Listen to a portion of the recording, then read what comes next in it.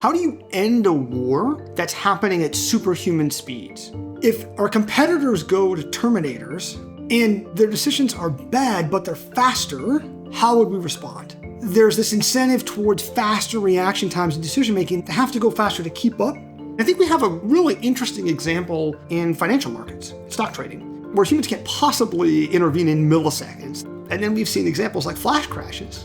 Could we have something like a flash war, where interactions are so fast that they escalate in ways that humans really struggle to control? The ugly reality is likely to be that politically, people will have to suffer and die for wars to end. Today, I'm speaking with Paul Scharre. Paul is a former U.S. Army Ranger who served in Iraq and Afghanistan, the current vice president and director of studies at the Center for a New American Security, and the award-winning author of 2 books, Army of None, Autonomous Weapons and the Future of War, and 4 Battlegrounds, Power in the Age of Artificial Intelligence. He also worked at the Pentagon, where he led the team that wrote the U.S. military's first policy on autonomous weapons. Thanks for coming on the podcast, Paul. Thanks for having me. Very excited for the discussion. You expect AI and automation to transform the nature of war. Can you talk concretely about what that will look like? So I think we're already starting to see artificial intelligence play an important role on modern battlefields. I think over time, we're going to see AI take on more of the cognitive dimensions of warfare and get to a place where, and this might take several decades, the speed and tempo of war could start to really push at the boundaries, maybe even exceed them of what humans can do. So you can envision a world in the future where you sort of get this tipping point, what some Chinese scholars have called a battlefield singularity, an idea that the speed and tempo of war outpaces human control, and war at a large scale shifts to really a domain of machines and machines making decisions. Okay, yeah. The idea of a battlefield singularity is extremely, extremely interesting to me. But I want to step back briefly and just kind of try to understand how exactly AI will be integrated into kind of weapon systems. And I guess, then how it'll affect how wars are fought and won. So if I understand correctly, autonomous weapon systems are kind of complete weapons platforms that kind of once activated can select and engage targets without further human intervention. Can you give a couple examples of the kind of most advanced autonomous weapon systems that are being developed today? Sure. So conceptually, an autonomous weapon is really one where the weapon itself is making its own decisions on the battlefield about whom to kill. I think that I'll make an analogy first to cars. Conceptually, the idea of a self-driving car is pretty straightforward, and you can imagine cars that don't even have a steering wheel. Certainly people have designed them, where the car's totally driving itself. Now, in practice, as we see the technology evolving, it's these sort of incremental movements. You have sort of incremental advances in autonomy and automation in cars, like intelligent cruise control, automatic lane keeping, automatic braking, automatic self-parking, Tesla that has more kind of incremental self-driving features. But you could see sort of this path towards a completely self-driving car. We're seeing a very similar thing inside militaries, where militaries are incrementally automating different tasks that are used in finding targets, in processing those targets, in presenting that information to decision makers, in missiles and drones that would be able to carry out attacks. Can you give a few examples of as it advances, maybe quite significantly, what are longer term visions for how AI and autonomy could kind of make really big differences to how these weapon systems work? And I guess I'm sure there are loads of different places these things will be integrated. So I'm most curious about the places that could most drastically change how wars are fought and won. Yeah. So I think one major paradigm shift that could occur, I think is probably eventually likely to occur over the next several decades, is towards swarming warfare, where you can imagine large numbers of autonomous drones on the air, at sea, undersea, on land, that are networked, that are working together cooperatively and autonomously adapting their behavior on the battlefield to respond to events. So right now, we're seeing massive numbers of drones deployed in Ukraine, certainly tens of thousands of drones on the front lines. But those drones are not only remotely controlled for the most part, they're not really working cooperatively in any way. So even if humans had the ability autonomously for the drone to go out and find its own target, having 10,000 drones that are independently finding targets is very different than 10,000 drones that are working cooperatively together.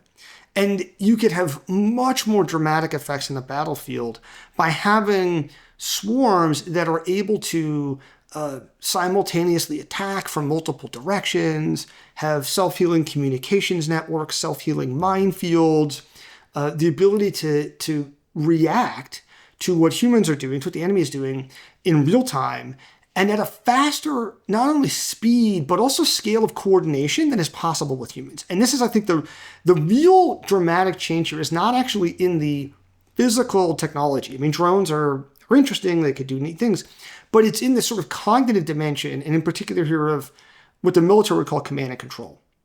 So militaries today are organized in this very hierarchical fashion. You have teams and squads and platoons and companies and battalions, and you have these them organized predominantly because of the limitations of human cognition. So if you put a human commander in charge of 10,000 soldiers, and just like they were directly issuing orders to each 10,000, like that would be totally impractical. There's no way to do that. That's not how militaries are organized. That's not how corporations are organized. If you look at sports, it's really kind of interesting that, sort of a lot of team sports have somewhere between maybe 5 to a dozen or so players on the field. Now imagine a game of soccer where you had 100 players on each side and 50 balls, right? You'd have to have a completely different way of organizing that. But robots or swarms could do that differently. They could perfectly coordinate their behavior and ensure that they're optimally using those resources to, hit the soccer balls, go after the enemy targets, whatever it is. And so I think that that's a potentially really dramatic shift in how militaries fight in the future. There is this vision of a possible future that as militaries integrate artificial intelligence and autonomy more fully across the force, that we might reach some tipping point where the pace of combat action is just too fast for humans to respond, and humans have to be completely out of the loop. And I think what's scary about that possible vision is that humans are then no longer in control of violence and warfare. And that raises moral questions, but it also raises just really fundamental questions of how do you control escalation in wartime? How do you end a war that's happening at superhuman speeds? And we don't have good answers for that. And I think maintaining human control over warfare is absolutely essential to making sure that we can navigate this transition towards more powerful AI in a safe way. Okay, so just to make sure we get kind of a concrete picture of what this kind of battlefield singularity, or sometimes called hyperwar, would look like. Can you kind of describe, what does it look and feel like? What kinds of weapons? How have they been automated? What do conflict engagements look like? Are there any humans in the loop at any level? So let's start with where we are today. And I want to kind of paint a picture for how that might grow over time. So since at least the 1980s, countries have had automated air and missile defense systems that can shoot down incoming threats when the speed of these incoming missiles or rockets or artillery or aircraft are just too fast for humans to respond. So for example, a US Navy warship has an automated mode on the air and missile defense system that can be activated where there might be missiles coming in and there's just so little time for humans to respond, and you might have multiple threats coming from different directions, that then the machine, once it's activated by people, can automatically sense all these threats and shoot them down. Now, we've had these systems around for decades. They haven't really been widely used in conflicts in these automated modes. And there have been a couple examples of accidents. There was a couple fratricide incidents in 2003 with the Patriot air and missile defense system. But that's something that we have some experience with, that there is this sort of very narrow domain today of machine control over warfare, where humans just can't be in the loop in this area. I think what I would envision is that this domain of machine warfare grows over time, and that several decades from now, we end up in a world where something like that exists at a much larger scale along the entire front, where there are swarms of thousands of drones on both sides, and they're dynamic and they're responding to enemy behavior, and there are missiles being launched and striking targets, and there are AI systems identifying new targets which are moving and mobile, and humans can't possibly be in the loop to respond to that enough. It's too slow. And humans are maybe observing this action. Maybe you could think the way like a coach might on the sidelines, right? And humans could have some degree of direction of, okay, I'm gonna, change the higher level guidance for these systems, or I might try to add new parameters to sort of the operating systems, but humans can't really in real time intervene. And I think we have a really interesting example of this exact kind of behavior in financial markets, stock trading, where there's this whole new domain of high-frequency trading where humans can't possibly intervene in milliseconds, that these algorithms are responding. And then we've seen examples like flash crashes that come with that. And so I think the scary sort of analogy there would be, well, could we have something like a flash war, where the interactions are so fast that they escalate in ways that humans really struggle to control. And I think that's a really scary proposition. How do you find ways to stop that? In financial markets, they've put in place circuit breakers that can take trading offline if we see movements that are too volatile. There's no good way to do that in warfare. There's no referee to call timeout. And I think that's, how do you maintain human control over warfare that's happening at superhuman speeds?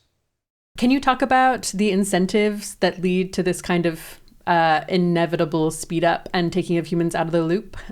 Given that my sense is that currently the Defense Department and others who kind of are going to be in charge of these decisions do not want to take humans out of the loop.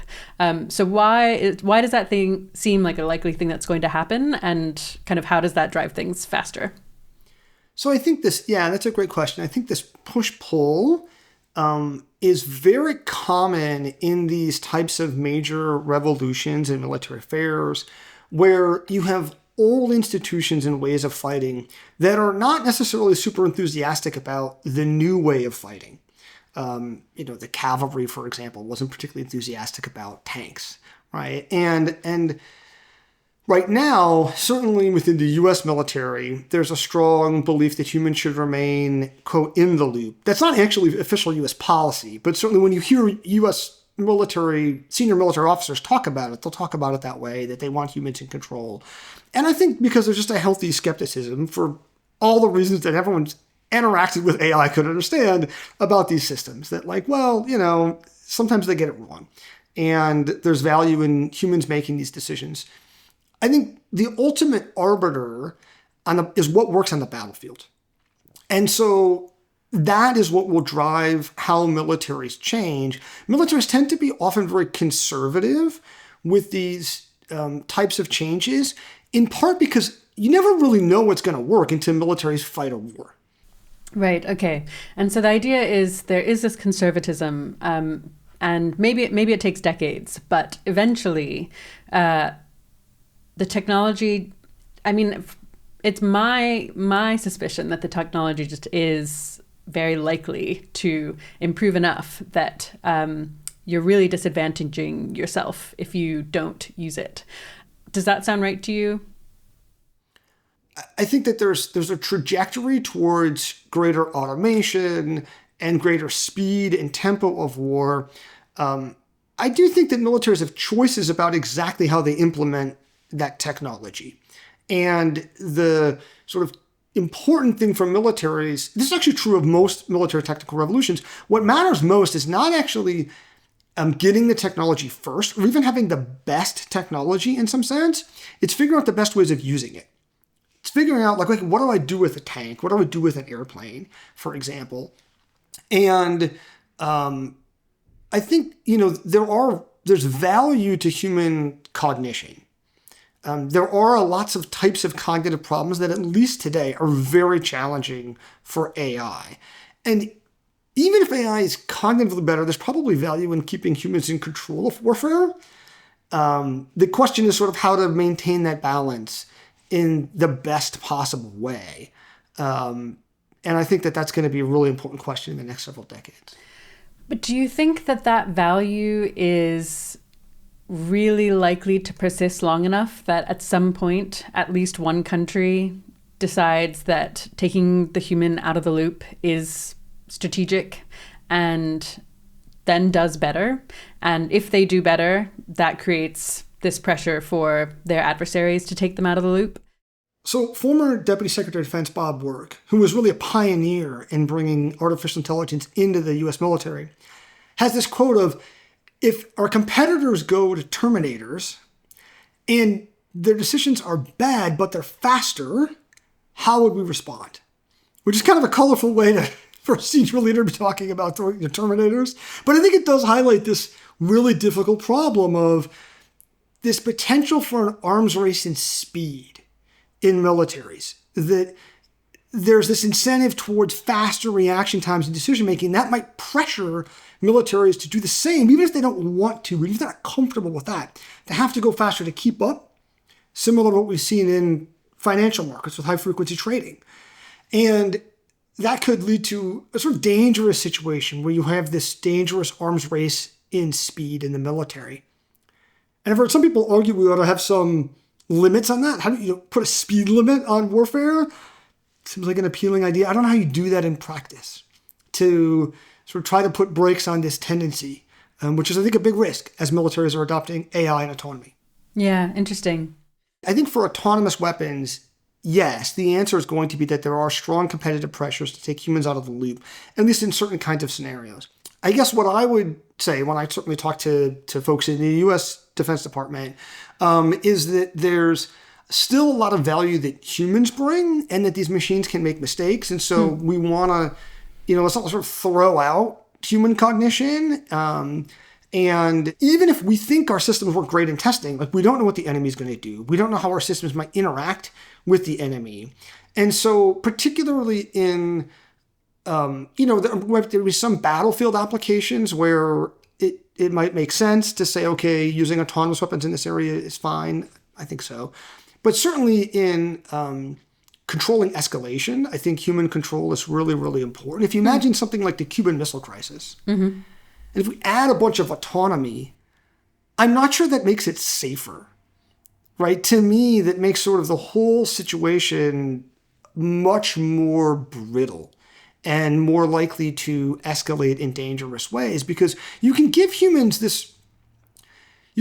really ambiguous guidance. You can tell humans things like, look, you're allowed to use force to defend yourself, but don't start a war.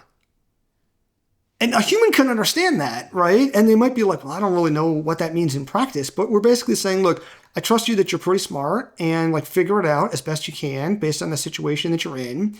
And humans can handle that. And I don't know that AI systems, even as it can start, will necessarily understand the consequences of those actions in the same way.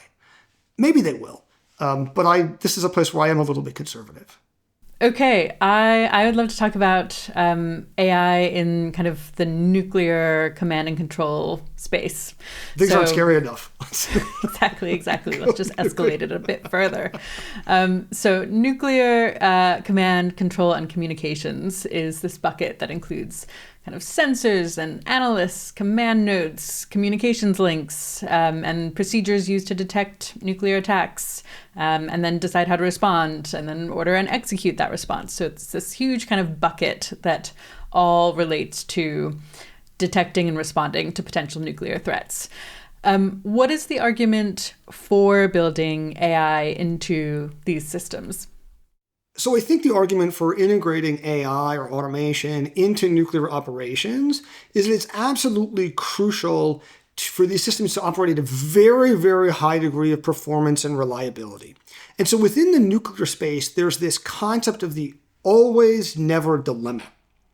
And what this means is that you always want nuclear weapons to be used if there is an authorized order from the president or whoever the command authority is for these systems. To have a breakdown there undermines nuclear deterrence. And so if your adversary knows that there's holes in your system and like if the president says use nuclear weapons, maybe it doesn't happen or maybe they don't launch, that might create incentives for an adversary to engage in risky behavior. But on the other hand, you never want nuclear weapons to be used when there's not an authorized signal for launch, either by accident or by some rogue actor doing that. Now, that's really hard from an either technical or sort of a social engineering standpoint. You can imagine that there's lots of safeguards that you can put in place against an accident or an accidental launch or an unauthorized launch occurring that then make it just harder for an authorized launch to occur. And I think the idea is that you could use AI to sharpen this distinction, if you do it right, to make things both more reliable when needed and safer. And on the detection side, that you could use AI to have greater visibility on what adversaries are doing and buy more time for decision makers. Like a fundamental problem in the nuclear space is, let's say you get one, we've had these incidents both in the United States and in the Soviet Union and Russia after the fall of the Soviet Union, where there'll be an alarm that goes off that looks like a missile launch. And right now, decision makers have minutes to make a decision. And the problem is that even though both the US and Russia have invested in their nuclear arsenals in ways that ought to allow them to survive a first strike and still retaliate, that you could really be severely disadvantaged by a major first strike. And so there are incentives to what's called launch on warning. So you have this warning that missiles are inbound. You need to launch your missiles before they get taken out in their silos. And there's not much time. And so if you could use automation to buy more time for decision makers, to speed up the process, and then make that information more reliable, that would be really valuable. So I think there is like a legitimate case for using AI. And to be fair, like there are lots of places where automation is already used today in actually nuclear operations. But boy, there are ways you can get it wrong too. And that's what's scary. Yeah, so I find these arguments in favor of more automation and more AI in kind of nuclear command, control, and communications very alluring. But I have the sense that you are keen to proceed with caution. Can you talk through one or two of the failure modes that worry you most? Maybe a good place to start is with Stanislav Petrov, because it's this really clear example of how things could go wrong in a really bad way. So Stanislav Petrov is this lieutenant colonel in the Soviet military. He's a watch officer on duty on a night in September in 1983. And he's sitting in this bunker outside Moscow. And the system says that there's a missile launch from the United States. The United States has launched, according to the system, a nuclear-tipped intercontinental ballistic missile against the Soviet Union. And then the system says there's another launch and another, 5 missiles total inbound. And there's this big, Petrov describes that there's this big sort of backlit red screen, and it's saying missile launch. And he has really not much time to decide, what am I going to do here? Now, he knows a couple things that are sort of outside the details of the system itself. One, he knows that the Soviet Union had just deployed a new satellite-based early warning system. And he knows that a lot of technology just doesn't work. And so he doesn't necessarily trust the system from the get-go. He also thinks that launching 5 missiles just doesn't make sense. Like if the US were to launch a massive strike, you'd launch all the missiles why like poke the bear? It just doesn't strategically make any sense when he thinks about what the U.S. might do. So he calls the early warning radars, which, as the missiles are allegedly coming, should be able to see the missiles coming over the horizon. They say, we don't see anything. So Petrov says later that he thought it was 50-50, whether this was legit, but he had a funny feeling in his gut, didn't make sense, so he tells his superiors, system's malfunctioning. And the scary thing about this is, what would an automated system have done? Whatever it was programmed to do. And it certainly wouldn't have known necessarily the ability to kind of step outside that situation and say, well, you know, this is a new system. Should I trust it? Or this type of attack just doesn't make any sense. And then come to that conclusion that he did. And it certainly wouldn't have known the stakes, right? Which would Petrov understood, all right? That, boy, like if we get this wrong, like a lot of people are going to die. And so I think that's kind of the worrying, this really stark illustrative example of the stakes if we get this wrong.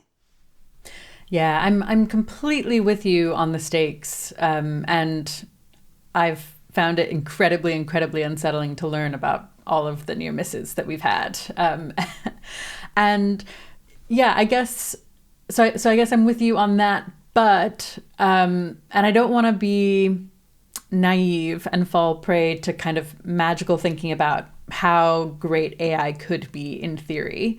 But it does feel to me like an automated system with quite hard-coded programming might respond to that situation in a different way to Petrov, in a way that is catastrophic.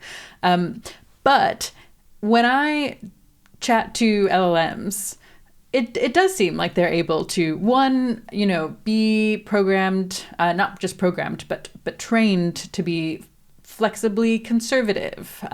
Also to have a bunch of context, including what the stakes are and how strikes are likely to play out, such that they would have some sense of like the ability to reason about why one might see 5 warheads coming or not. Is it naive to think that AI systems might actually be able to have enough context that they'd have made similarly good judgments to Petrov? I mean, they might, maybe. Mm-hmm. But like how reliably, I think would be the question, right? And so a couple challenges, I think, in using AI in this, and I think there are legitimate ways to use AI in nuclear operations, for example, using image classifiers to track mobile missiles, missile launchers, for example. Great potential use case. Okay, nice. But like the problem with some system making some determination is, in particular, like what is the training data that you use for a surprise attack? Like we don't actually know what that looks like. And we know that AI systems are going to often perform quite badly when pushed outside the bounds of their training data. And so that if you present it with a novel situation, like maybe you get something good, maybe you don't. And so there's this really interesting example from the 80s where the Soviets created this intelligence system called VRIAN that was designed to predict the likelihood of a surprise U.S. attack. And what it was designed to do was collect data on all of these things that the Soviets thought might be indicators if the U.S. is preparing for a surprise attack on the Soviet Union. So things like the U.S. stockpiling blood in blood banks, the locations of senior U.S. political and military leaders. And so you could see indicators of maybe like, okay, it looks like maybe they're getting ready for something. Yeah. That sounds actually like a really interesting use of automation. Yep. What happened in practice was KGB agents were basically incentivized to generate reports and feed data into the system. And the data that was coming in was just bogus. Because people were judged based on like going out and getting information and bringing it in. And so the whole thing was sort of trained on just bad data and or relied on bad data, rather. And so I think that's, you know, an example of some of the flaws of these systems. You could imagine some AI intelligence system that's looking at all of these different indicators, right?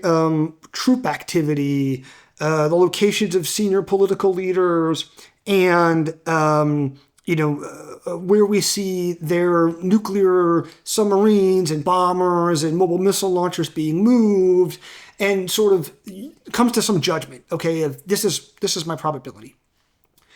One of the problems is, like, how do we verify that that's accurate?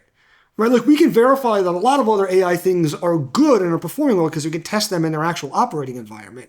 We can look at image classifiers and we can get to like ground truth of what is the thing. Is it accurate? We could take self-driving cars and drive them around in the operating environment. In this case, we wouldn't have any great way to measure the baseline. Like, if just like, is it good at this at all? And then, of course, a lot of AI systems are super opaque. So let's say your AI system says, okay, I think there's a 70% probability that there's an attack. Why? And maybe it can tell you something, but that doesn't necessarily mean that the story it's telling you is accurately reflective of the underlying cognitive processes inside that neural network, of course. And so I think it seems like a really dicey way to use AI. I do think that over time, militaries are going to start to integrate intelligence communities AI in this fashion. I think they're likely to be very conservative, though, which is probably not a bad thing in this case. Yeah. Yeah. Okay. So I think I am moved by the fact that you won't be able to test these in real world situations. Maybe at best you'll have like war games where people are making moves that they would think they would in the real world, and you can train the system on those outcomes, but you cannot train them on real world examples of nuclear exchanges and escalations. And then I also just buy that. Yeah, I guess when I'm like, in particular, the Petrov situation, I can imagine a model reasoning well about that. But there are so many, many, many ways that all of these variables could come together. And maybe it is just pretty dicey to expect them to perform well in all of those. I guess, do you have a take on, like, it feels like it's important that we're comparing these systems to humans, and humans are also fallible. But is your kind of overall take like, yes, humans are fallible, but they just will be better at this for a very long time, maybe indefinitely? I do think there's certainly value in human judgment. I think maybe one thing I would say is I think a little bit depends on how militaries or intelligence services might employ AI in different kinds of high-risk scenarios. So in this case, for example, okay, you're trying to figure out, are these indicators of a true attack or a false attack? I think in use case that I would not think is wise would be to have this AI predictive system that sort of predicts the likelihood of an attack. I just think that for all the reasons I outlined, it's not a good idea. Now, here's a use case that might be valuable. You could have an AI system that's fed all this information, and the question you ask it, and the thing that you've trained it to do, is make the case for me why this is a false alarm. We have just like crazy number of false alarms. It's like terrifying. Somebody puts the wrong tape into the system, and it's, like a lot of scary things. And that could be an interesting use case of you're in this moment and humans are like not sure how to respond. And you turn to the AI system, and the AI system is like, well, have you thought about these factors? And it's, those are things to run down. Let's check. Is it a training tape in the system?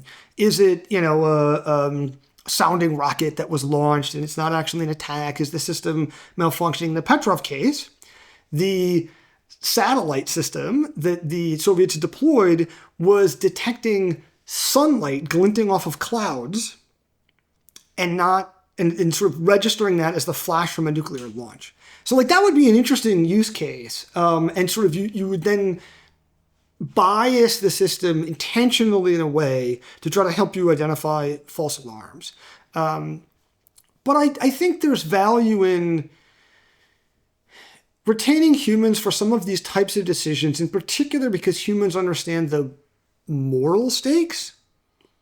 So like there's kind of this more fundamental question of what are the types of things that AI is likely to be good at? What are the types of things that humans are likely to be good at? And I think things where it makes sense to use AI would be situations where we either have or can create good data on what performance looks like.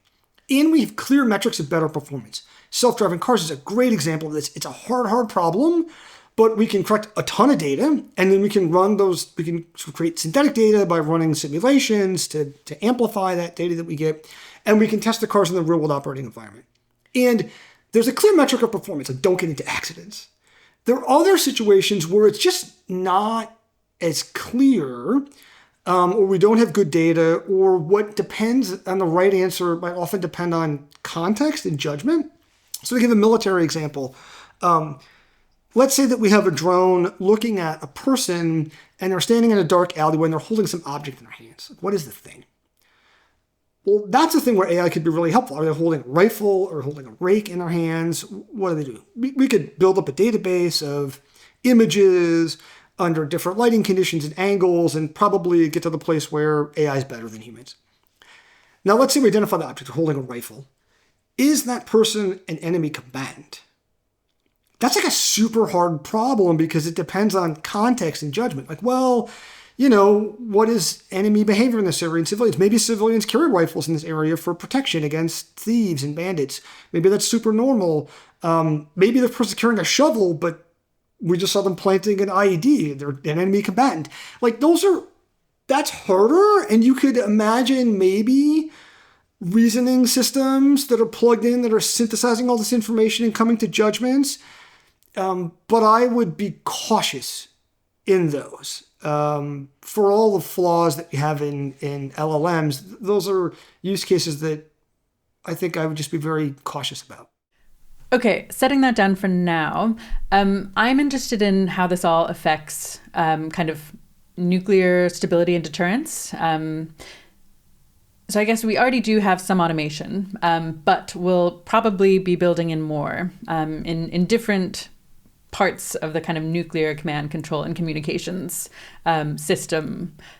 How do you think there will be kind of one effect on kind of the game theory of deterrence? Or do you think it's just like they're going to be a million and it depends on exactly how countries incorporate these? I guess another option is like countries don't know how their adversaries are incorporating these and they'll be making guesses. What does all of this do to like nuclear stability?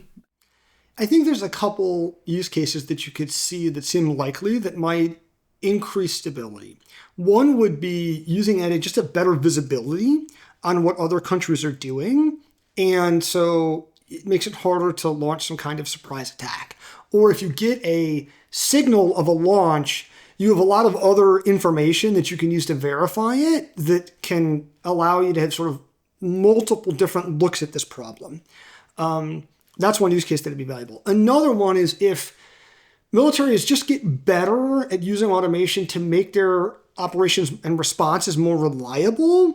And that has a stabilizing effect because maybe other adversaries are less willing to contemplate doing some kind of attack, right? Of like, well, we really know that they've shortened the response time and they're able to get better information and, we're not going to be able to disarm them through a first strike.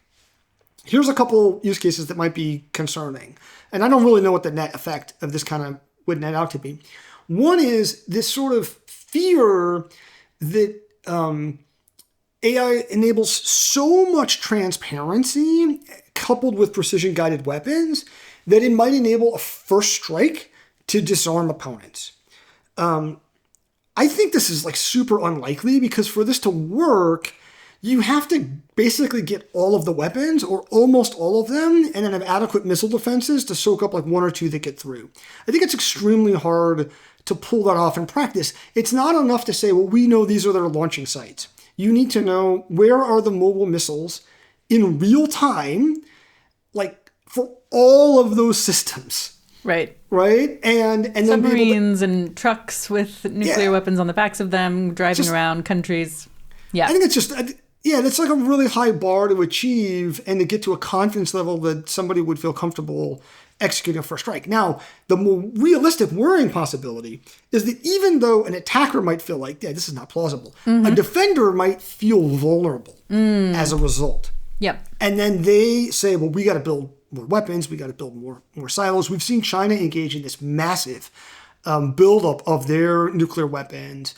And I do think part of that is likely China reacting to U.S. technological advances, drones, satellites, other systems that make China feel like they're vulnerable and they need to increase their nuclear stockpile.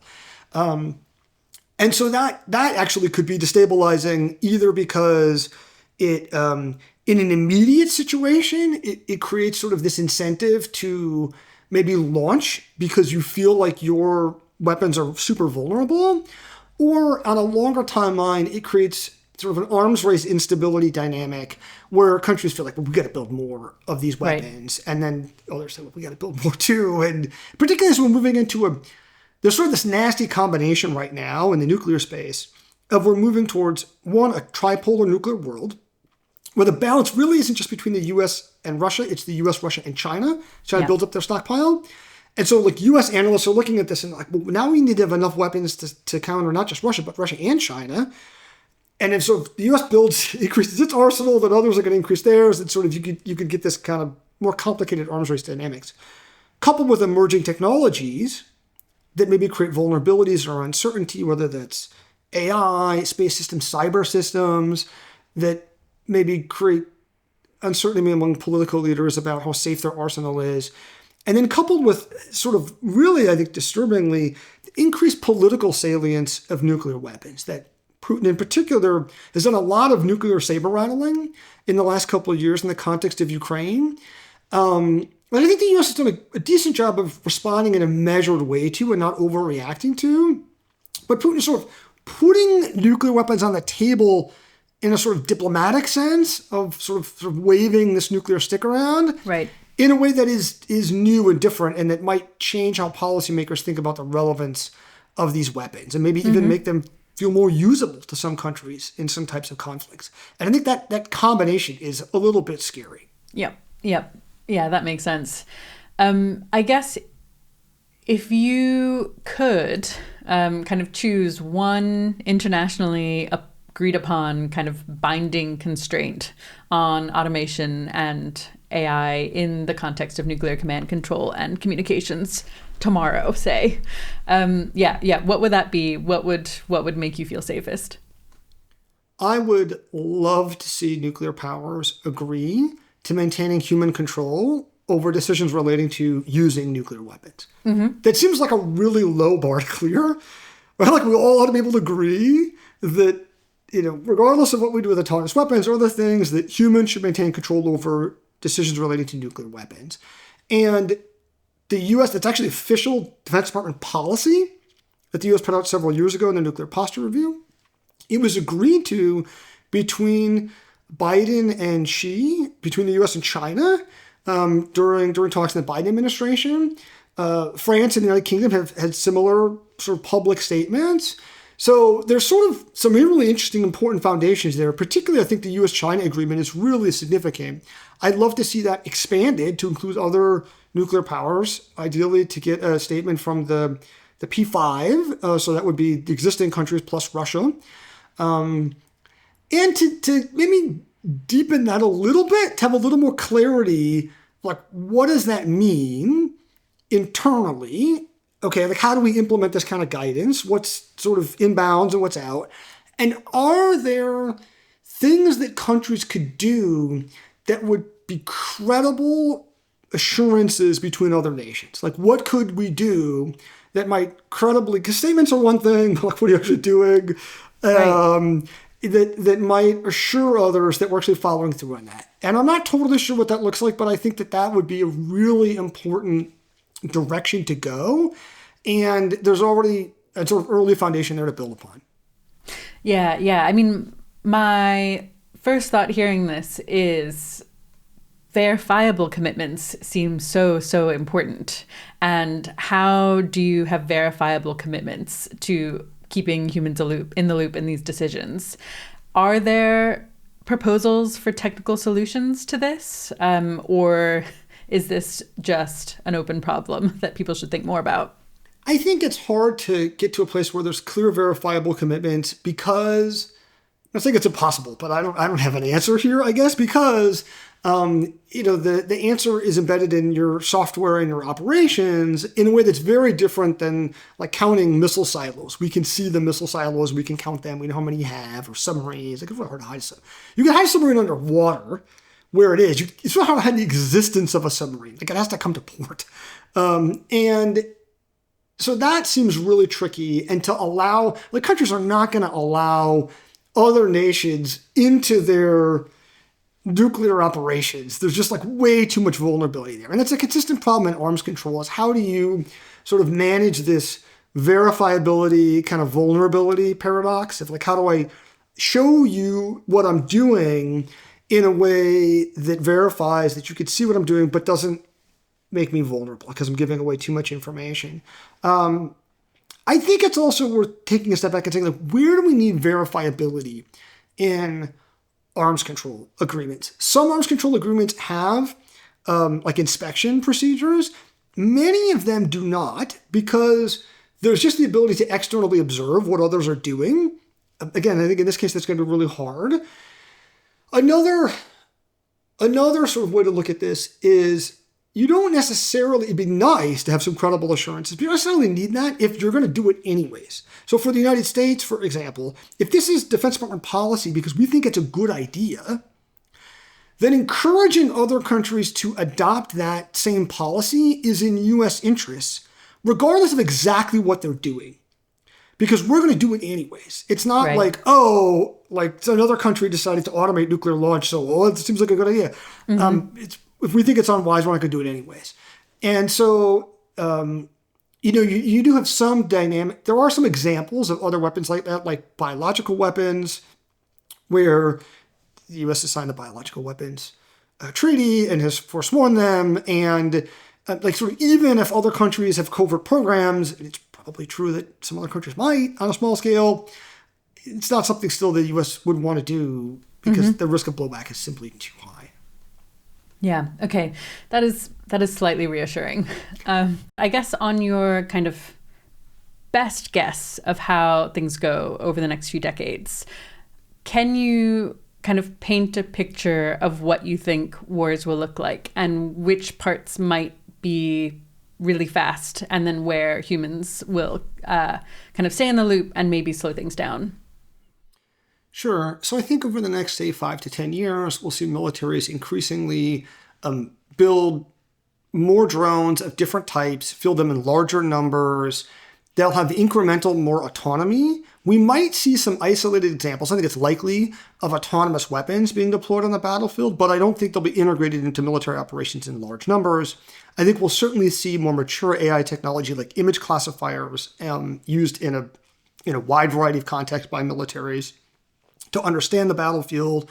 I think we'll see a lot of what you might really just call business process automation, of people sort of taking things that humans are now doing in Excel spreadsheets or passing along communications and information more manually gets automated.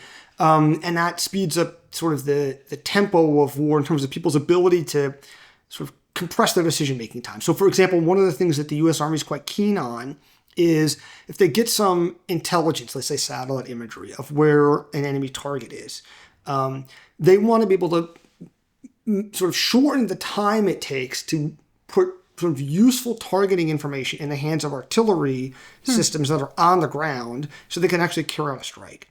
And right now that's measured in hours. And you might see that compressed to minutes as that gets compressed over time. But I think you'll still see humans still engaged in a lot of operations. Over a longer timeline, maybe 15 to 20 years, we might see some integration of swarms at small scale for sort of tactical purposes, maybe swarming robots being used to do reconnaissance over an area or strike targets that humans have approved. We might see autonomous weapons become more widely integrated into military operations, more AI being used to generate courses of action to support decision making. I think we'll probably see over that time frame more AI involved in intelligence processing, and so that people aren't just looking at an image of an object that's been found by an AI system, for example, but actually the intelligence reports are synthesized and analyzed in ways by AI before they're given to commanders. And so commanders they're still humans making decisions, but they're increasingly relying on information that's mediated by artificial intelligence, which introduces a lot of weird vulnerabilities of like, are there biases in the system? And has the enemy found ways to manipulate it? But I think you'll see the value in that over time. And then maybe over a time span of 30 or 40 years, something approaching more like some of these discussions about battlefield singularity or hyperwar, where militaries have really fully integrated AI. And we see at a much larger scale operations being conducted in ways that start to maybe exceed humans' abilities to stay in the loop in terms of actually managing tactics on the ground. I would say the exception to everything I outlined is probably what's happening in cyberspace, where I think automation will happen much, much, much faster. And we'll see cyber attackers and defenders sort of be forced into a position where they have to cede control to machines on a much faster timescale because of just the both the ability of machines to operate in what is sort of their native environment, right? Within machines, they're just much more capable on the internet than they are out of the real world, at least at the moment, and just the tempo of operations in cyberspace being one that's closer to things like financial trading, where you sort of have to. The competitive pressures to pull humans out of the loop are going to happen just much sooner. Yep. Yeah. Okay. I want to come back to cyberwar for sure. Before we do that, so you've got a couple of different timelines for different kind of scales of increases in the tempo of war. So it sounds like, next 5-ish years is maybe a slight increase in tempo. Then you get a bigger one. And then at some point, maybe 40 or 50 years from now, maybe you do start seeing something like hyperwar. Really concretely, how fast are we talking about? So in a hyperwar scenario, are wars fought and won in the span of hours or days or weeks or months? Yeah, that's a great question. So there are still very real physical constraints on moving physical objects around that still will apply to robots and to AI. So again, cyberspace being an exception where you could have very, very fast operations. I mean, there have been, botnets, for example, that have spread like very, very quickly. Cyber attacks that have taken down infrastructure, for example, cyber attacks from Russia against Ukraine, they've taken down Ukrainian digital infrastructure in some cases like a matter of seconds. So you could have conflict unfold in the cyberspace in a matter of minutes. But in the sort of physical world, it takes time for missiles to fly long distances, it takes time for aircraft to fly. Like AI is not going to fundamentally change those physical constraints. Now, maybe in the long run, like people say, well, AI is going to label better materials and blah, blah, blah, blah. But like, okay, maybe incrementally still. But I think you could look at like the pace of advancement of, aircraft propulsion. It's not growing exponentially, right? It's very incremental improvement. And so that I think will mean, for things like, a missile salvo would unfold over a period of hours. It might be that the scale of that missile salvo is much larger. Now, depending on the range, it might be that, it's 20 minutes for missiles to come in and to attack. But, a back and forth of a missile exchange might take several hours. And maybe within 10 hours, like it's all done. And sort of the dust settles and one side has a dominant advantage in terms of at least that initial missile salvo. What would be different would be maybe the number of missiles and drones that are coming in much larger than, say, the raids that we're seeing Russia launch against Ukraine right now, for example, to maybe thousands of drones and missiles all at once. And they might be much more cooperative and they're dynamic and responding in ways that force defenders to basically automate their defenses. But something like a ground invasion, would still take days and at minimum for a lightning invasion, a couple weeks to unfold.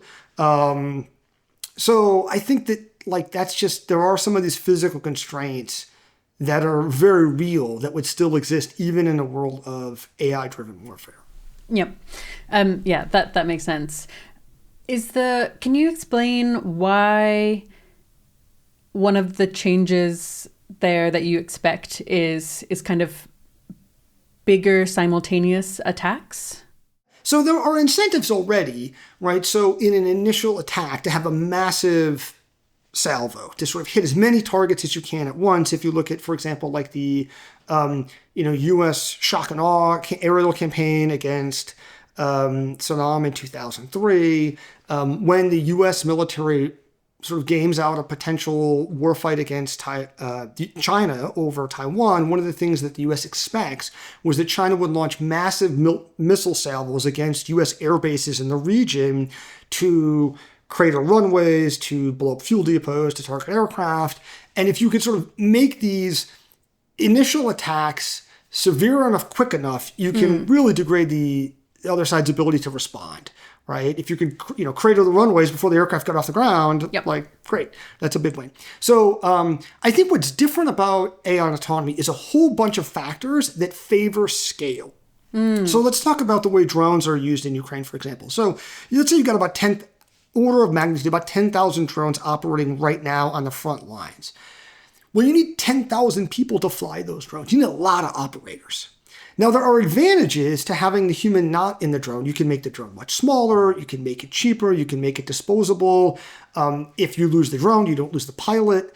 Pilots can gain a lot of experience over time. So pilots who maybe are not very good at first, and they might have died in their first mission in a crewed aircraft, they can wreck the first 20 drones or more before they really sort of figure it out. And it's fine. It's really cheap. So there are advantages there. But you're still limited in this sort of 1-to-1 ratio between pilots and drones. Now, autonomy totally breaks up the dynamic. Now you could have one person launch a swarm of 100 drones, and the person just says, go here and perform this operation, and the drones do that autonomously. That has major advantages in allowing militaries to just exercise command and control over larger numbers of forces, and therefore to start fielding them in ways that are more incentivized. And so, if you have the ability to now basically control an unlimited number of drones, now that sort of changes your paradigm of okay, well, maybe we could just let's crank out a lot of these things. There's also other ways in which, as over time. So let's talk about marginal costs for drones. I'll go really dirty for a second, okay? So as you field larger numbers, obviously you get better economies of scale, but there's still some marginal cost in producing that additional drone. Drones are pretty cheap, but you've got to make the physical hardware. Now for the software, it's different, right? The software scales differently than hardware, so it might cost a lot to develop software, but once you do, it's basically costless to replicate software. And so this is why you see totally different economics in handheld devices and smartphones, for example. A phone costs a good chunk of change, several $100s, even though there's huge economies of scale. There's 7 billion smartphones. But the software is totally different. Once I've got the hardware, I can download apps for free. And anybody can download an app. Right, once you have that kind of hardware in place. So similarly, you could see that as more of the cognitive abilities of the drone gets from the human, which humans don't scale, right? I've got to train pilots, there's scarce resources, to embedded in the software itself, that software scales very easily. And the sort of all of those economies favor scale. But there are still, I just want to say, very real physical constraints in production, who's going to make all these things, in the ability to transport it to the front and get it there, in the logistics of doing maintenance, for example. But I think the dynamics will benefit scale in pretty dramatic ways. Yep. That's fascinating. So automated weapons are likely cheaper. for a bunch of the reasons you've just said. It sounds like the scale goes up. So maybe that's kind of the cost of an individual attack goes up a bit in that sense. But how kind of on net does the cost of war change as we get more automated weapons? And I guess, yeah, I'm interested in both kind of financial costs, but also in human casualties. Intuitively, it seems like you'd get way fewer human casualties, but I'm curious if that's right. I do think that over time, AI and automation will allow militaries to sort of do more with less in terms of personnel. And certainly for some militaries, like the US military, personnel costs are very, very high. That's not true for the Russian military, for example, right? The totally different personnel model for how they're thinking about people. But so that could allow militaries to do more with less. The sort of question of overall cost of militaries maybe depends a lot on like what is your mental model for what the price point is set for defense spending and to what extent it's driven by defense needs versus other factors exogenous to the Defense Department and that ecosystem, how much Congress is willing to spend, domestic factors, like political issues. I do think in terms of like these changes are likely to relatively benefit less capable actors.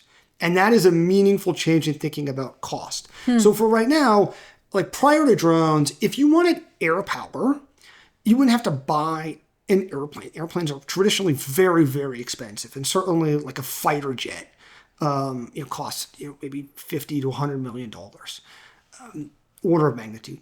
Drones are super cheap. You can buy small quadcopters for maybe a few $100,000, and it doesn't do the same thing, but it does give you air power. It does give you the ability to recon targets from the air, find them, to even carry out like very small strikes. And so that sort of lowers the price of entry into air power. And because in particular AI seems to proliferate very, very rapidly and software proliferates easily, I think that this sort of relatively benefits small-scale actors who are advantaged by this. Now, in terms of the human cost, I guess there is this idea maybe of, okay, well, we have all these drones and then like people aren't fighting, and that's great. I'm going to start with I don't believe it's going to be true. The cautionary tale to me would be the invention of the Gatling gun, which the inventor saw the horrific bloodshed coming from the American Civil War and thought, okay, what if I could have a machine that could automate firing on the front lines, which the Gatling gun did. It was sort of a forerunner of the machine gun and automated the process of firing, dramatically sped up firing rates on the battlefield. And his vision was, then there'd be fewer soldiers on the battlefield.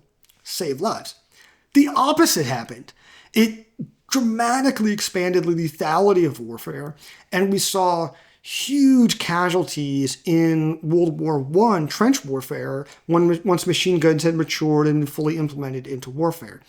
And so, just because I'm not sure that automation necessarily is going to pull people back, in part, I just don't buy this vision of futures of robot armies fighting in these bloodless battles. I think humans will still be needed to perform some cognitive tasks, and some of those are likely to be actually close on the front lines because of challenges in long-range protected communications. It's going to be easier to have short-range communications to control robots from relatively nearby. Right. But also, I just think sort of the ugly reality is likely to be that politically, unfortunately, people will have to suffer and die for wars to end. I think that's the practical reality. And that's tragic, and that's kind of dark, but I think that's probably likely to be the case. Yeah, I think when I imagine kind of these robot wars fighting, I'm like, but then you're not losing anything of value or enough of value. Yeah, I think that's right. And that's unfortunately the reality of a lot of wars. If you look at the war between Russia and Ukraine, for example, the front lines are relatively static. They're not moving in a dramatic way. The war's devolved into this war of attrition where some of it's about the economics of fielding artillery, for example, and causing casualties. But a lot of it is simply a war of suffering, of who is willing to incur more costs for longer. Who wants this more? And a lot of wars, unfortunately, turn out that way. Like, it would be nice if militaries could go off and fight a battle that doesn't involve bloodshed, or they could just game all this out on their computers that say, oh, clearly you're going to win. And when there are dramatic changes, that does happen. We see politically that when there are huge differences in power, countries generally will accede to then what sort of, stronger nations want. But not always. And sometimes small countries fight fiercely and hard for their independence, and that will to fight. So like Russia's invasion of Ukraine is like a really interesting example here. So part of what happens is you can think of wars as a failure of negotiations, a peaceful negotiations, and moves into a sort of negotiation through violence. And one of the challenges here is that on paper, people can sort of add up military hardware, but what's really hard to measure is things like will to fight and morale. And on paper, Russia should have ended that war in 30 days. And a lot of military analysts, myself included, thought that's what was going to happen. And what we saw was that Ukraine is superior in all of these intangible dimensions of war, of morale, will to fight, leadership, unit cohesion, corruption in the ranks, that has huge effects on the battlefield. And it's always been the case that these human factors matter a lot. Napoleon talked about them counting 3-1, I believe he said, against material factors in war. But these immaterial factors, human factors, are hard to measure. Now, the interesting question is, how does AI change that? Kenneth Payne has written just some phenomenal work on this. He wrote a book, I, Warbot, and some other work, sort of thinking through how AI changes the psychology of war. So what does will to fight mean when you have drone swarms fighting that, they never get tired? They never, right? And so one of the arguments that he makes is an illustrative example here, and I'm not saying that I buy this, but is an interesting argument, is oftentimes this will to fight has benefited defenders. They're fighting for their homeland. Aggressors maybe just they don't want to be there as much. It's very clearly in Ukraine in terms of the balance among Russian and Ukrainian troops. When you have AI fighting, if you take that off the table, that would seem like maybe that relatively then takes away some of the advantages of defenders. Sort of, it's more equal, and that maybe in relative terms then benefits attackers more. I don't know if that's valid, but AI raises some just really interesting questions about changes in the psychology of war. I want to go back to something you said a few minutes ago. It sounds like this might cause us to enter a world where kind of smaller, poorer states or even non-state actors can actually threaten much larger militaries by leveraging kind of these cheap automated weapon systems that are offense dominant. How much is that going to change kind of balance of power dynamics? Are there going to be more wars fought because it's cheaper to start them, including by small groups that don't have as many resources? Well, that's a good question. I think the economics of it, I feel are valid, that it relatively benefits smaller groups more. I'll give another example here. Ukraine basically neutralized Russia's Black Sea fleet, sinking and damaging several warships worth, hundreds of millions of dollars by spending a few tens of millions of dollars in small drone boats laden with explosives that could come in and sink a warship. And so I think we're going to see those tactics copied more. Whether that leads to more wars is tricky, right? Because it depends a lot on what do you think the mechanics are that drive wars. I think one mechanic can be if there's a disagreement between actors about the relative balance of power, right? And here's a place where I think you could argue AI and net kind of does one or the other. I could see arguments both ways, right? The argument that AI might make conflicts more likely would be that one, it's just a disruptive change. And so there's more uncertainty about how this is used and who's an advantage here. And some countries might think, we have the AI, we can win now. In particular, countries might sort of feel overconfident about AI because humans often sort of seem to overestimate what AI can do in terms of its abilities. We see this really dramatically, unfortunately, with early implementation of like autopilot in Teslas, where there were a number of fatal accidents, people sort of over trusting the automation. So that could be one kind of risk. Another way that AI might, you can imagine, make wars more likely is that as more military capability is embedded in software and algorithms, it's much harder to measure. Like you can measure airplanes, you can measure ships, you can measure tanks, and be like, well, look, they have 3 times as many aircraft as we do, and twice as many tanks, so maybe we shouldn't fight a war with them.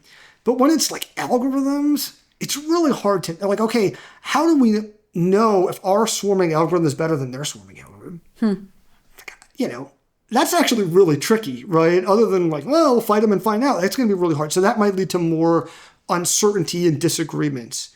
One way that AI might be more stabilizing is if it creates more transparency and greater ability for countries to just sort of like see what others are doing and may make it harder to carry out surprise attacks. And I think we've actually got really solid evidence of this. We saw this in the run-up to Russia's invasion of Ukraine, where the U.S., because of just greater intelligence, satellite imagery, was able to have really great visibility into what Russia was doing, and then share, in a really, I think, really impressive diplomatic move, share that intelligence, declassify it, share it with European allies to get Europeans on board that this was something that was going to occur. And so you could see AI just like makes it really harder to mass forces for surprise attack, and that takes away some of the incentives. We see a little bit of this even tactically on the front lines in Ukraine, where despite the fact that there's all these drones, and the drones are kind of hard to defend against, the front lines are really static for a lot of reasons, but drones seem to be making the front lines more static. And one of the things that we're hearing from people on the front lines is there's no way to mass forces for an assault. They can see you because they have drones overhead. They can see what you're doing, and so they know that you're going to make an attack in this area, and then they can defend against it. And so it contributes to this stasis. And so that all of which is like, I don't know, you can see arguments on either side, and a lot of it depends upon how the technology is implemented by countries. You've kind of described this incremental push toward more and more autonomy, at some point potentially leading to very, very automated war. It's maybe something like this hyperwar image. And you think that it could take decades to get there. Why do you think it'll take that long? Are the key barriers more like technology, or are the key barriers more like deployment because of people wanting humans in the loop? I think there's a whole bunch of barriers. I think the biggest one is really about adoption by militaries, and there's barriers to adoption at like all of these stages. There's barriers at the conceptual stage. So sometimes just like for militaries to conceive of a world of all of these swarms of robots and drones that are fully automated, like that's a big lift. You have some independent thinkers that are writing about these things. John Allen and Amir Hussain sort of coined this term hyperwar and have written about it. You have others, but it's going to take time for that to be absorbed into the bloodstream of the actual decision makers inside militaries. There are challenges in procurement and acquisition. There's a lot of just lock-in into the system. It's hard for new entrants to sort of fight their way through bureaucratic red tape. And then even when you deploy the technology, one of the things that stands out really clearly in these past examples of military technical revolutions is figuring out how do you use this and integrating it effectively into operations is really hard. And so it's sort of like the difference between, let's say a CEO is like, we're going to go all in on AI in this company and buys, enterprise subscriptions for ChatGPT or one of the Claude or something, Gemini, one of the models for everybody in the company. Okay, here you go. Have at it. That doesn't actually transform your business process. What transforms your business process is people figuring out, what do I do with this thing? And experimenting and everything else. Like putting the technology in the hands of people is an important step, but it's not the only thing. And that requires a lot of experimentation, requires a willingness to change your way of fighting, and sometimes in ways that are deeply uncomfortable for militaries. So militaries put a lot of emphasis on identity. Service members identify with their service. They're soldiers or they're sailors or airmen or Marines. They identify with their occupation oftentimes. So, a person's a pilot, or they're a sapper. That's a term for an engineer in the Army, right? Or they're in the infantry, for example, or they're in armor. They're a tanker, and these identities can be really important to military. Some of these identities are so important that they persist even after the sort of actual occupation evaporates. So, for example, we call people on Navy ships sailors. We no longer have sails. Like, they're not climbing the mast and working the rig. But we still call them sailors. We have people in the U.S. Army that we call cavalry. They don't ride horses. They don't even know people who rode horses. Like, that's so long ago. But that identity of cavalry persists. So they have horse Stetsons and they have boots and the whole thing. So, but in some cases that can hinder adoption. And I think one of the places we've seen this most clearly is the U.S. Air Force's struggle with drones because of this sort of salience of the pilot as an identity. And so when we have pilots flying Air Force Reaper drones, they're sitting in like a cockpit on the ground wearing a flight suit as though they were in a cockpit of an aircraft. The Army, which doesn't care about pilots as an identity, that's not like an important thing. If you work in the Army, you're like, I'm a pilot. People are like, all right, give me a cup of coffee. They don't care, right? They don't think about it that way. They have enlisted personnel flying them. They were earlier to adopt automated takeoff and landing. They have been more open to the idea of one person controlling multiple aircraft. They call their people operators instead of pilots. They have more automation inside their systems, even though they're basically using the same technology built by actually the same company, believe it or not. What the Army does care about, this is wild to me, the Army cares about deploying overseas. So while the Air Force has their pilots, flying from bases in the United States for their drones, the Army, at least during the wars in Iraq and Afghanistan, would forward deploy their operators for their drones because soldiers don't telecommute to war. Soldiers need to be there, boots on the ground. You feel like it totally doesn't matter. Yeah, fascinating. Right? But so these identities, and so I think that can be a hindrance to adoption and sometimes a really big one. So it sounds like there's a lot of, it is these psychological factors rather than technological ones or even super political ones. So that's really interesting. I want to talk through a few failure modes of autonomous weapon systems. So you've already kind of alluded to a few. One is automation bias. So the idea that humans tend to overtrust machines, especially when the machines sound confident, which I already relate to, given my experience with LLMs. It's just really hard not to be like, yeah, this thing seems really smart. It's probably telling me true things. Another one that's come up is this kind of brittleness. So these systems can look superhuman in training, but then kind of fail catastrophically when the environment changes or when someone actively tries to fool them. There are, I think, loads and loads of these failure modes. But yeah, to start, kind of which failure mode worries you most?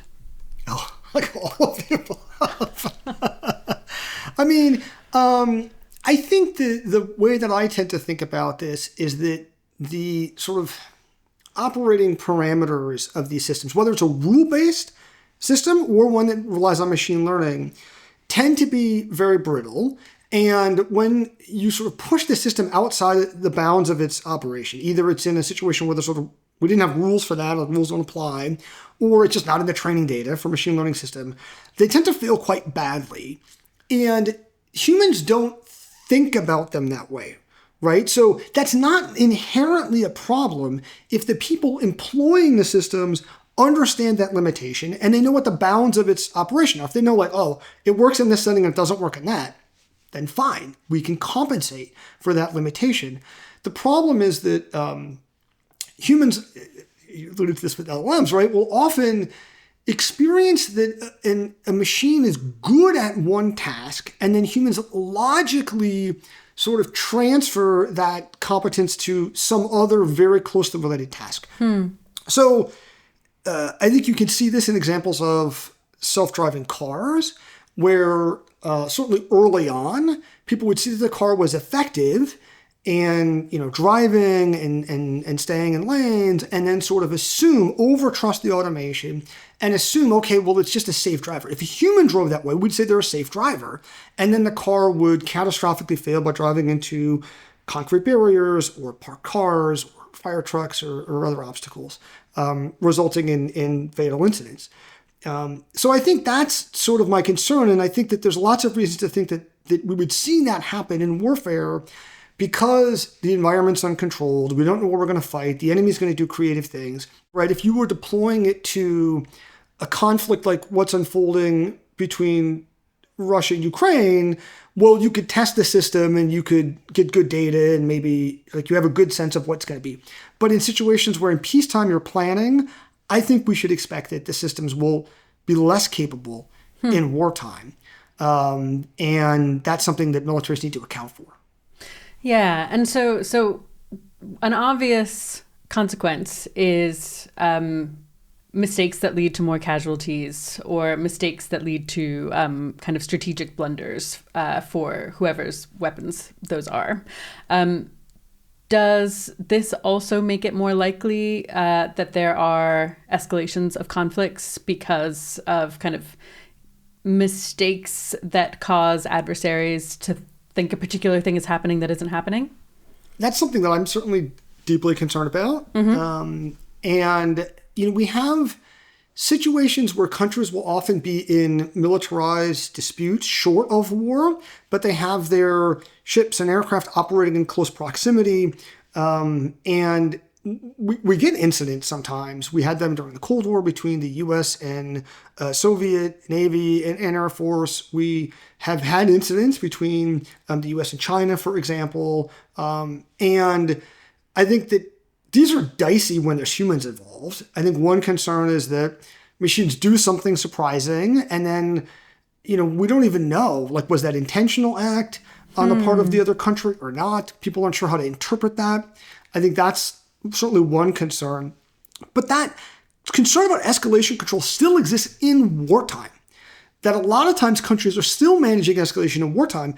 We could see very tightly in the Russia-Ukraine war, the two countries are going sort of all out against each other, but Russia is being very careful in calibrating its escalation against NATO, and the U.S. has been very cautious in its support for Ukraine and not over-escalating the conflict. And so that's an area where, now we've had recently, for example, some Russian provocations of drones flying into NATO airspace. That seems like a very intentional act on the part of Putin. He's trying to sort of slowly erode at some of NATO's deterrence.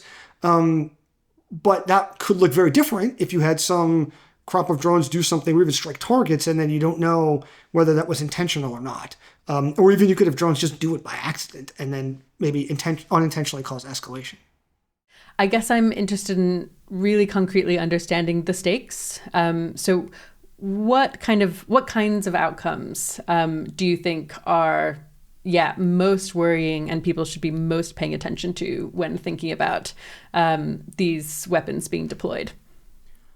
I think there's several when it comes to autonomous weapons specifically. I think one concern, of course, is that you could see much greater civilian harm on the battlefield, either because of accidents, because some autonomous weapons or a group of them strike the wrong targets and cause civilian casualties. It could be because they strike the right targets, but they're not correctly accounting for civilians nearby.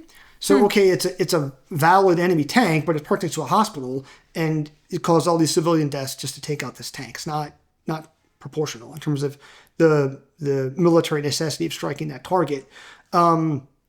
It could be that there's a slow erosion of human responsibility, that by automating attacks, humans sort of don't feel morally responsible anymore. And so even if humans are sort of pushing the button and authorizing it, humans are just less engaged with what's occurring.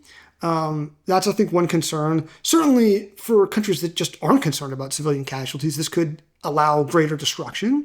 And then I think in terms of escalation, I guess my concern would be that autonomous weapons sort of introduce there's sort of concept of the slippery slope towards warfare, right?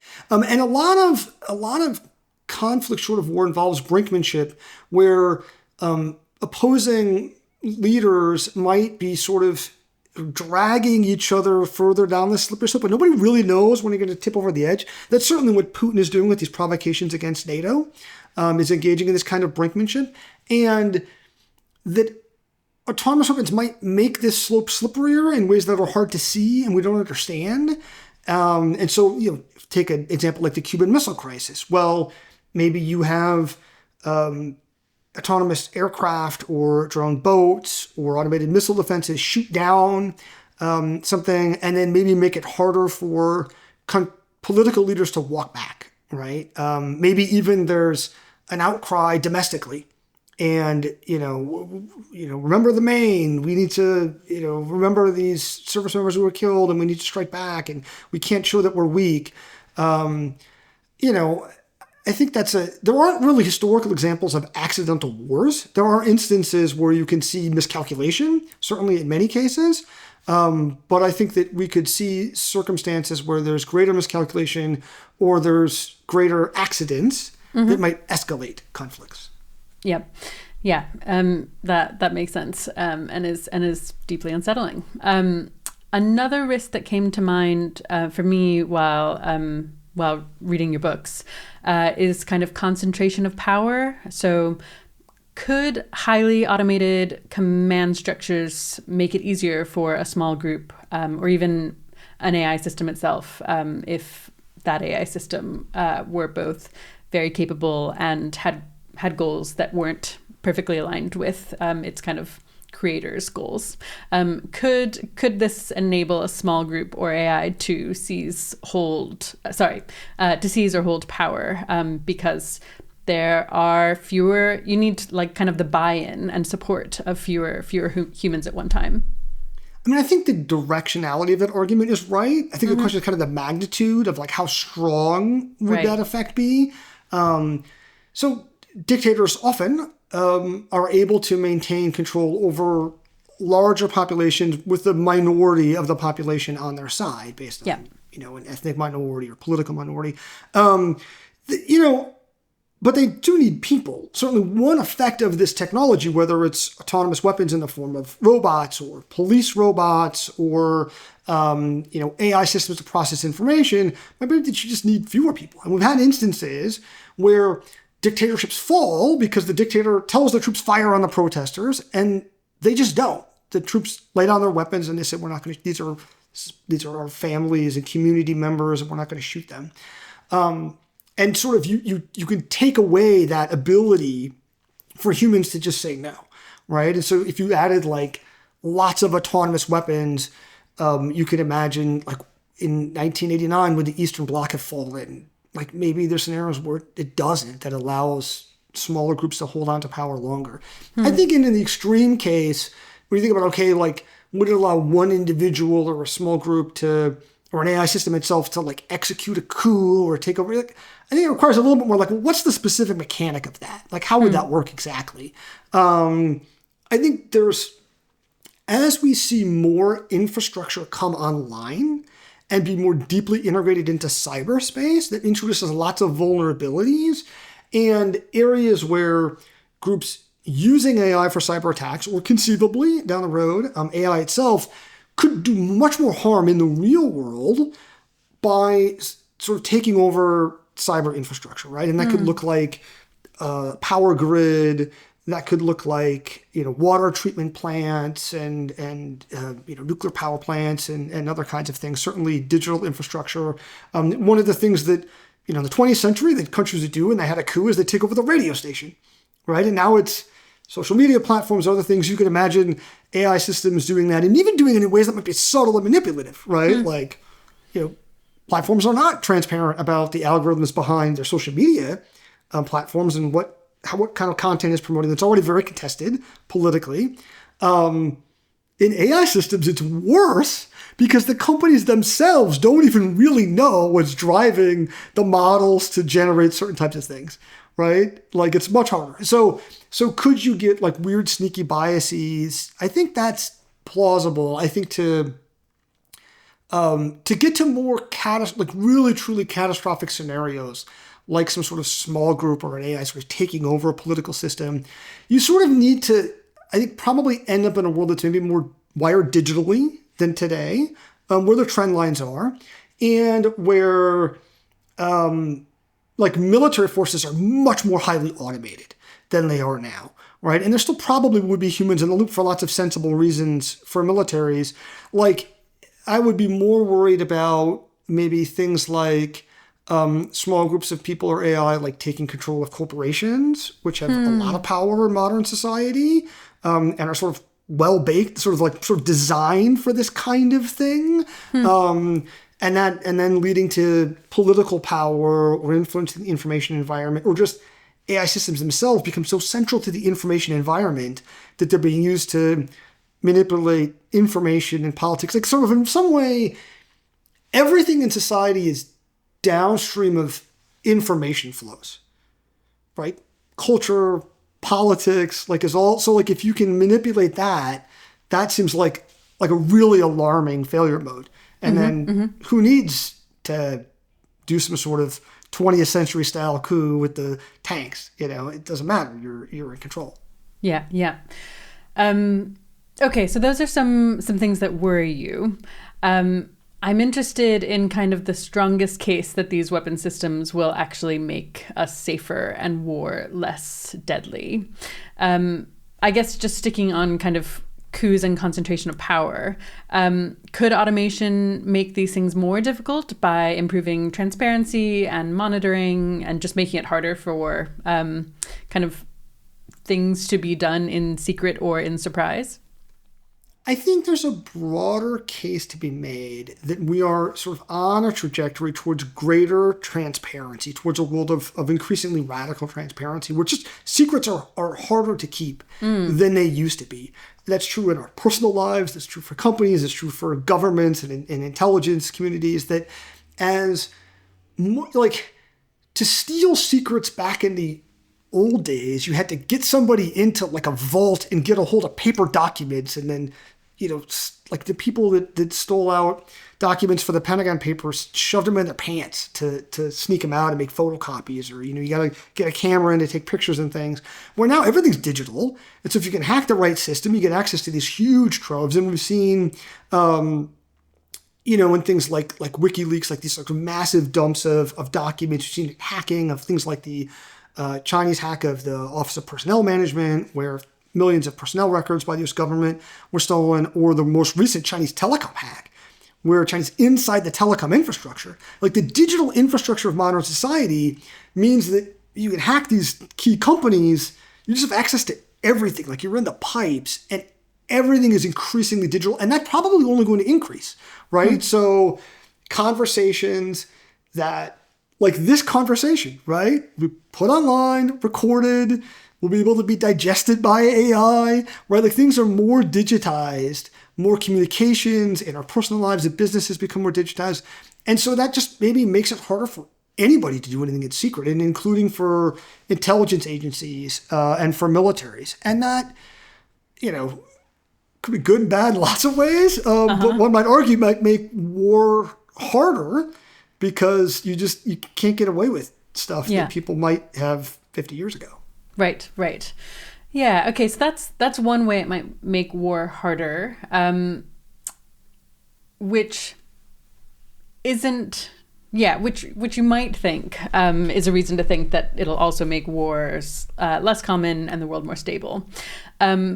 What do you think is kind of the strongest argument that integrating AI into military systems could reduce suffering, I guess, rather than increase it? So I think there's actually a super strong argument here. Okay. So, and I think the argument in a nutshell is that humans do a terrible job at this and cause a lot of civilian deaths through war crimes, through accidents, or just through the imprecision of modern weaponry. And AI could do better. And just like self-driving cars should be able to save lots of lives on roads by just being more precise. That AI could do the same to warfare. That AI could enable militaries to more precisely strike military targets and not strike civilian targets. Now, that does hinge on whether militaries are trying to do that, which is not always, to be fair, it's not always the case. It is a war crime to intentionally kill civilians and strike civilian targets. Militaries also do that sometimes, right? That's happened historically throughout war, that nations often will target civilians. And we continue to see that in modern conflicts where countries that are deliberately killing civilians or certainly not trying not to. I think the strongest case would be if you look at the pattern of precision-guided weapons over the course of the 20th century, it has led to less civilian suffering. So in World War II, you had to basically drop massive amounts of ordnance to hit a bridge or a factory inside a city. And that led to wholesale devastation of cities in Germany and Japan because you just couldn't actually target the infrastructures precisely as militaries might want to. Now, there were some cases you had some countries sort of attempting widespread aerial bombing, trying to harm civilians, but the U.S. Army Air Force going after German cities, for example, tried to do precision bombing, going after industrial targets, and it just wasn't precise enough. That changed with the advent of precision-guided weapons when you get to modern day, where the U.S. military, at least with GPS-guided bombs or laser-guided bombs, can strike targets with a high degree of precision. As a result, not only are there less civilian casualties when, say, an Air Force using precision-guided weapons is bombing targets, our perception of acceptable civilian casualties has changed as a result.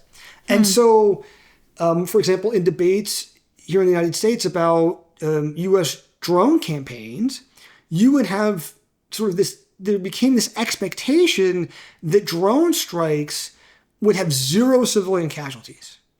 Now, one could argue that's right or wrong, but it's a huge shift from how people thought about that, say, 80 years prior. And so I think that's sort of the strong case of technology is actually on the side of a greater precision, and that could lead to less suffering in war.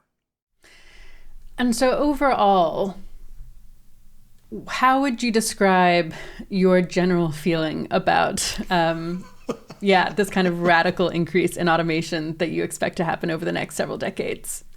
Well, I don't feel great about it all. I think that it really depends on how militaries use AI. And I think that there are ways for militaries to use AI that might make warfare more precise and more humane. We need to ensure that we're adopting AI in ways that don't lose our humanity in the process. I think it's important to keep humans in control of warfare to manage escalation so that humans have the ability to end wars. And I think it's important for humans to bear some moral responsibility for killing and suffering in war. And that's, I think, actually a harder argument because it's real people that bear that cost, right? That's someone who then is suffering from PTSD afterwards because of their effects in war. And, I fought in Iraq and Afghanistan. I've had a lot of friends who've continued to suffer after the war has ended from not just physical, but mental and emotional sort of injuries, moral injuries that they might have suffered during the war. And it's not really fair as a society that, as a democratic society, we make a decision as a whole to go to war, and it's a very small slice of people that bear that cost for the war. But I do think it's worth asking, what would it mean for war? What would it mean for us if no one slept uneasy at night? If no one was concerned about the suffering and the casualties that occurred in war? And would that make wars more likely or more deadly? So I think it's possible to imagine a future where we adopt this technology in a way that does lead to positive outcomes, that makes warfare more precise and humane and doesn't lose our humanity in the process. But I do think it matters in how we do it. And I think we want to be thoughtful about how we use the technology. Yeah. Pushing on, we often talk on this podcast about transformative AI. So AGI, superintelligence, other terms describing kind of highly advanced AI systems. And kind of achieving them is the stated aim of many of the top AI firms right now. So do you personally buy the arguments that AGI could kind of massively transform society in the next few decades? Yeah, I mean, I think it's actually kind of bonkers for people not to believe that, given everything we've seen with the technology. I mean, we've been hearing for years now, oh, deep learning is hitting a wall, it's petering out. Maybe that'll happen. But that prediction has been consistently wrong so far. And what we've seen a pattern of is an AI system will be released to great fanfare. Oftentimes people sort of poke at it and realize, well, it's not quite as good as maybe a company had hyped it out to be. And it has a bunch of criticisms, or people will say, oh, it can't do this, can't do that, it can't reason, it's not really reasoning. And then 6 or 8 months later, another AI system comes along that just totally obliterates that criticism. And so given those trend lines, I mean, I think it seems quite reasonable to think that we're going to continue to see AI improve. And one of the things that I'm certainly struck by is these sort of long timelines that sometimes people have now towards AGI are often really short. So people will say, you hear critics of AI, these things well, AGI's a decade away. That's really close. That's crazy. I remember things 10 years ago. It's not that long ago. So I think I would say that sort of my expectations for how fast this is unfolding have certainly been, like many people, I think, been pulled forward over the last couple of years. That things that I sort of, if I would have had to make a best guess, I thought, well, maybe this will happen by 2040, are happening now, right? Yep. And I'm like, oh wow, and I'm really struck by that because I've been working on these issues for probably 15 years in various forms in the Pentagon and in here at the think tank I work at, the Center for New American Security. I was certainly working on AI issues before people were calling them AI, when it was automation or autonomy or something, before the deep learning, this version of the deep learning kind of revolution really kicked off.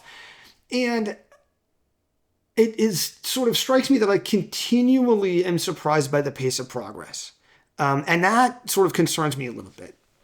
And I think what worries me in particular is that a lot of the technology seems to democratize violence. And in particular, at very extreme scales. So I think the questions about autonomous weapons, for example, that we've kind of been talking about, or swarms and warfare, are interesting. I think they're concerning. I think there's a lot that we ought to be doing, that nations ought to come together to sort of put some rules of the road in place. That's not really the scary stuff. The scary stuff is things like biological weapons. It's the intersection of AI and cybersecurity and biological weapons. It's things like, using AI to design much more powerful synthetic biological weapons. It's democratizing that technology as we see AI tools and large language models and more general purpose systems and agents become open source and available to anyone. It's as cybersecurity, as we continue to digitize our world, more critical things become networked and vulnerable to disruption through cyber attacks. Power grid, water treatment plants, our sort of information systems are now vulnerable to disruption digitally through hacking of telecom networks, which has occurred, through manipulating social media. Those sort of long-term trends really worry me. And I think that there are some really concerning outlier possibilities in really horrible types of catastrophic harm that could come from that. That are probably not likely, but I kind of don't want to find out. How likely is it that someone makes some horrible biological weapon that kills millions of or hundreds of millions or billions of people? I don't know. Let's not inch up to that line. So those are the scenarios that really concern me. Yep. Yeah. Do you think that these ideas are taken seriously in kind of national security circles, or do they still sound kind of sci-fi? I think generally that's not kind of sci-fi. Yeah, I think, like, interesting. In Washington, people have certainly got the AI bug, and that's been true for a while. That Washington is all in on integrating AI into the U.S. military, on maintaining sort of U.S. dominance in artificial intelligence overall, vis-a-vis China in particular. These, things like superintelligence or AGI are like a bit of a dirty word. I mean, sort of AGI is becoming a term that's becoming a little bit more normalized in discussion about AI, so less so. But I think it's interesting because the sort of defense and security community that I come from and that I work in spends a lot of time thinking about hypothetical scenarios. We do detailed games and scenarios of, nuclear war with China or Russia or, different, there's a war unfolding between different kinds of countries and how does the U.S. respond? And we do like really detailed analysis. And people take those things very seriously. So if I were to, do a project, for example, and lots of experts do this on, how a major war between the United States and China might unfold over a period of maybe even years, like a very protracted conflict, and maybe there's limited nuclear use involved. People take that like super seriously. But then if you start talking about, okay, well, I've got this really sophisticated AI agent, and it escapes from a lab, and it spreads on the internet, and then it hacks, a critical infrastructure and takes down the power grid. People are like, what are you talking about? Like, you've been watching too many movies. And I've observed this trend long enough in the security space that it's interesting to me that that's the same reaction that people had to, autonomous weapons or drone swarms 15 years ago. Well, those are just not, like, if you were talking about that, people sort of like, I think you watch too many Terminator movies. And now those are taken quite seriously. And so I do think that people will get there, but for some reason there is a real hang up on taking some of these scenarios seriously. Do you have a guess on what specifically the hang up is? I don't really know. Like, I've spent a lot of time actually puzzling over this, that I'll be in, at conferences or in conversations with people or in roundtable discussions or private workshops. And I've thought this to myself a lot, like, what is the hang up here? And it seems like there's something about this idea of AI reaching or eclipsing human intelligence that sort of is like really hard for people cognitively to wrap their minds around. And you tend to get really weird reactions from people when you sort of put that question on the table. I think there's some people that just reject it as like not possible, not going to happen in any reasonable time frame. It just strikes them as fanciful. I think the flip side is I'll often see a lot of writing in this space where people get to this point of AGI and then it's like magic happens. Right. Right? It's like, oh, well, then AI becomes like, because it can program itself and then it recursively self-improves and then it's, super intelligent within a period of hours or weeks or months or whatever, your sort of vision of what that kind of takeoff looks like. And then it can just do anything, right? Like it can take over the world and it builds these robot factories and, and you're like, well, like there are still physical constraints that exist. Like how exactly would those sort of things unfold? And it's like, well, it's super intelligent. You figure all that out. And so, and I think sometimes you get people then reacting to that. They're like, well, that's just nonsense.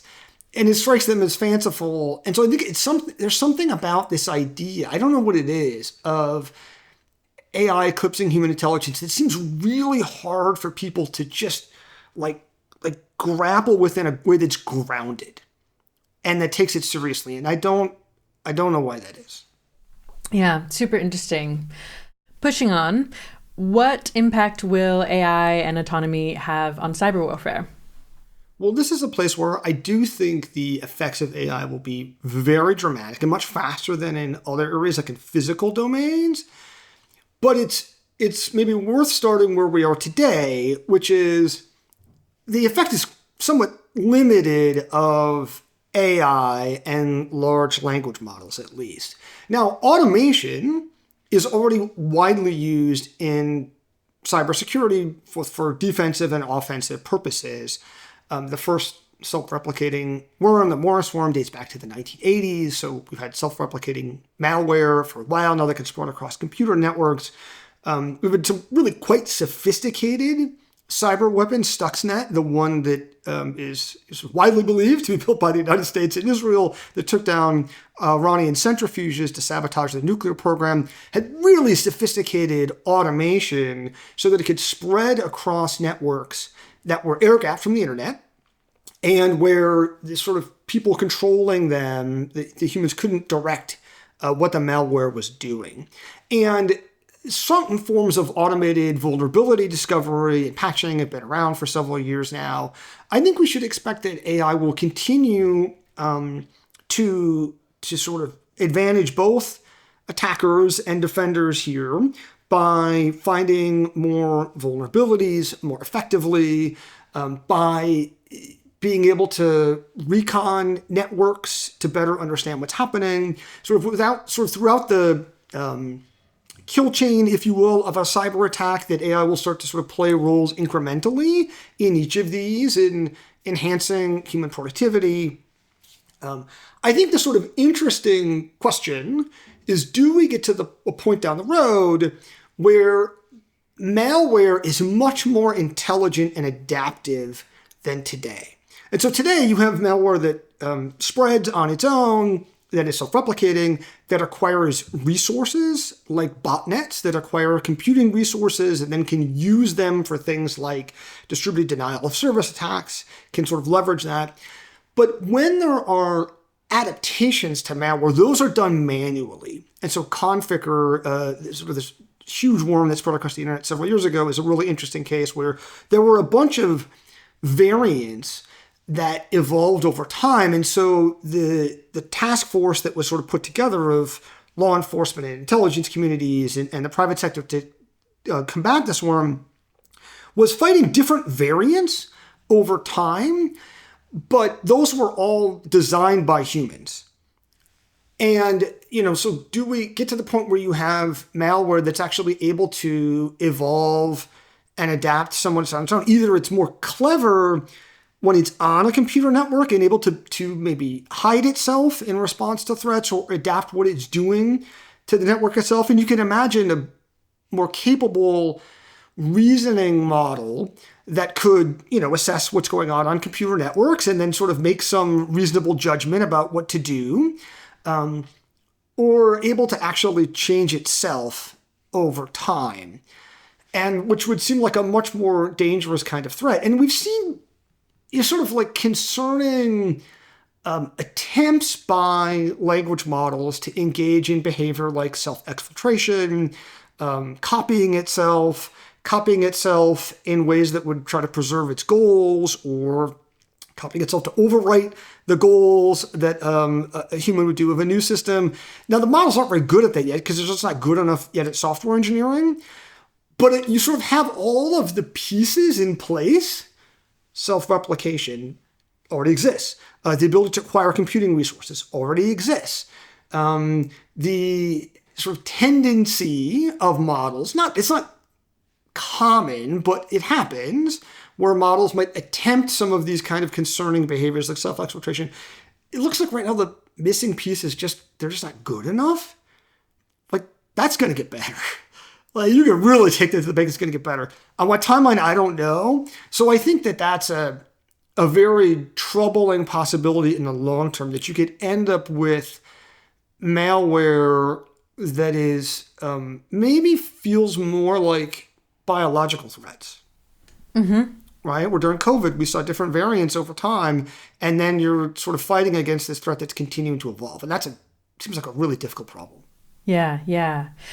And does that have differing implications for either different types of groups or different powers? Or is that kind of just like uniformly like cyber warfare gets more impactful across the board?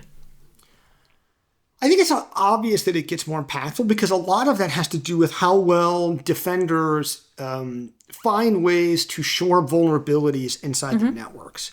And so this question of how does the offense-defense balance, how does AI change the offense-defense balance in cybersecurity is, I think, a really critical one. And I've seen compelling arguments from good analysts on both sides of this equation.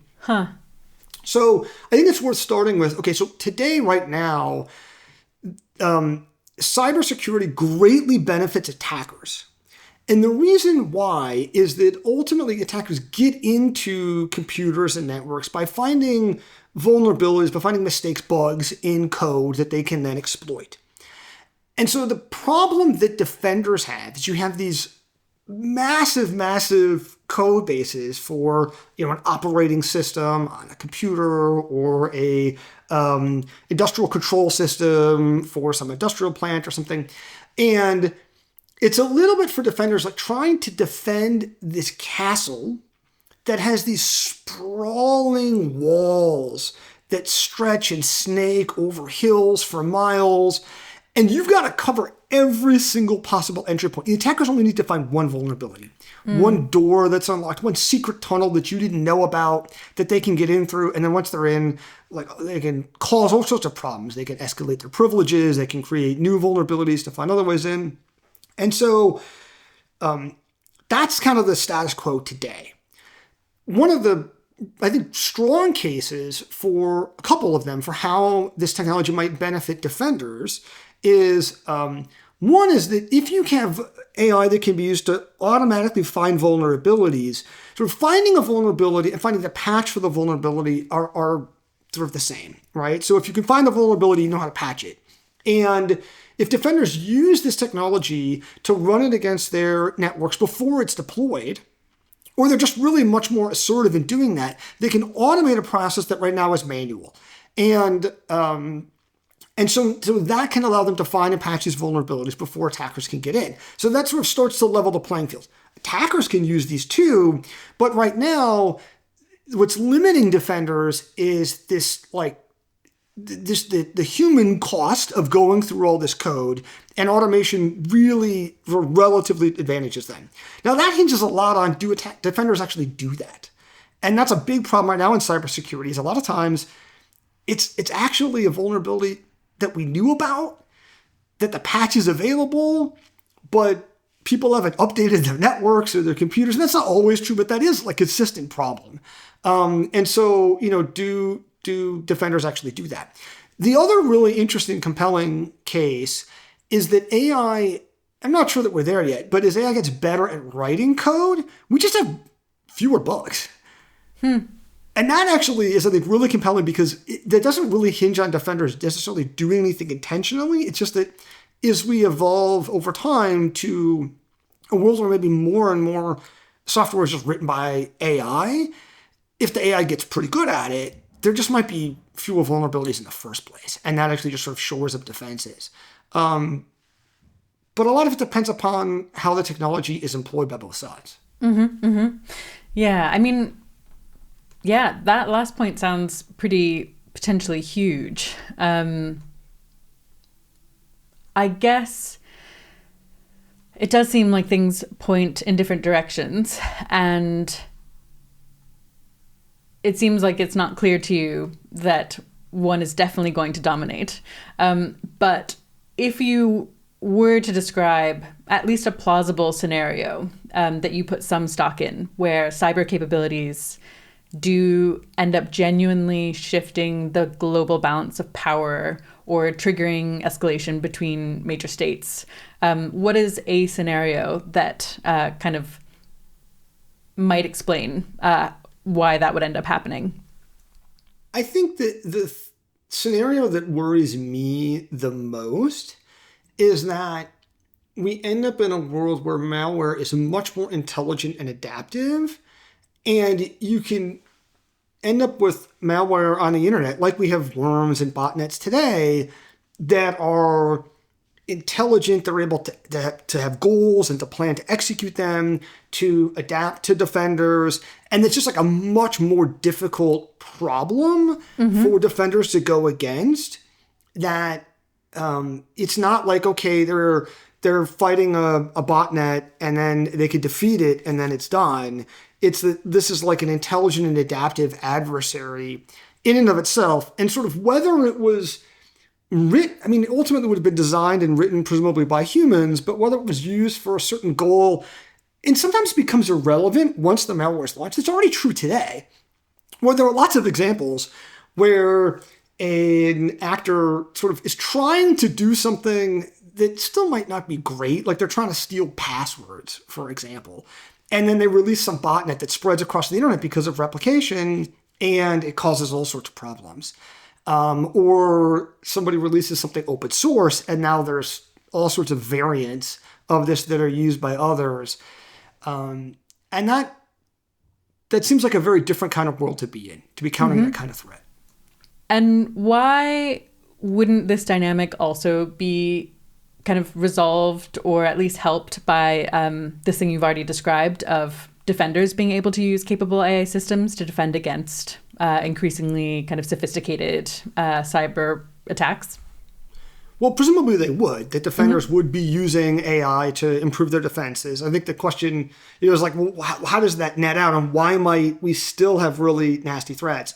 One trajectory could be that we just have a continuation of the relative balance we have today, which is that even though people know vulnerabilities exist and it's really important to defend against threats, there are still ways in humans, humans are dumb and they click on the link in the email that they shouldn't, or people don't update their software in ways that they should. So that could be just one scenario where you just get this same contest on a higher level. One way that you could see this kind of really sophisticated AI-driven malware benefit attackers in relative terms is if they're just more comfortable taking risks. Then you could see maybe someone cobbles together some offensive cyber system that has like an LLM as a component of it, and it's doing some reasoning and it's writing software, and it's sort of not totally clear what this thing might do, but an attacker has it's just a much higher risk tolerance, right? And they're like, I'm going to use it to, hack some server, engage in some spam email thing or some denial of service attack or whatever they're trying to do. And defenders have the same access to the same technology, maybe even a little bit better if they have sort of early access to models through more sophisticated labs, but they're just more hesitant because they're like, I don't know what this thing's going to do. And I can't have this sort of intelligent AI defensive system running around on my network, and then it decides that, the weak link are the humans and it locks out all the humans, right? It does something strange, and that because of the unpredictability of the systems, that defenders are a little more cautious in employment, and that might benefit attackers. My colleague Caleb Withers at the Center for New American Security has a great report on this issue of cybersecurity and why it might benefit attackers that recently come out that's really worth checking out. Cool. Okay, yeah, we'll link to that for sure. Before we move on, is there anything that you feel is understood or underrated in the kind of area of cyber warfare as it gets kind of more automated and more AI based that you'd want to make a pitch for? I think here's what worries me is that I see two trend lines that I think intersect in some troubling ways. One is this trend line towards more of human civilization and our lives becoming digitized and networked and accessible through computers. And that trend line seems like it's likely to just continue, that we see exponential growth in Internet of Things devices, in network bandwidth for both wired and wireless networks. It's sort of more things are becoming digitally connected, which makes them inherently vulnerable to cyber attack.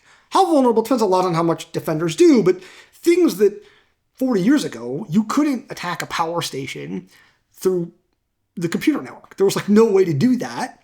Now it's been done. Russia has taken down elements of Ukraine's power grid through cyber attack. So that's been demonstrated, for example. So we have this long trend line, and then you have this simultaneous trend line of artificial intelligence becoming more capable And that sort of worries me that you could end up in this place where you have much more intelligent forms of malware, much more sophisticated ones, and there's sort of just this greater inherent vulnerability in society over time.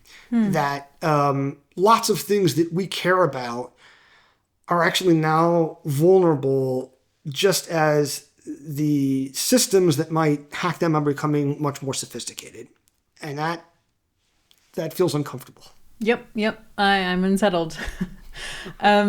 Pushing on to another topic. I'm interested in how the integration of AI and autonomy into military systems shapes the balance of power between the US and China in particular. Is there kind of a high level answer to that question before we get into some details? Well, there are some ideas. So one argument that I've heard is that China will be more willing to automate systems because it's an authoritarian regime and they don't trust their people. I'm not sure that that's valid. Like, that's a thing I hear in Washington, people saying about China. When I talk to Chinese military officers who engage, or former Chinese military officers who engage in these kinds of issues, thinking about AI in the military, I don't really hear that.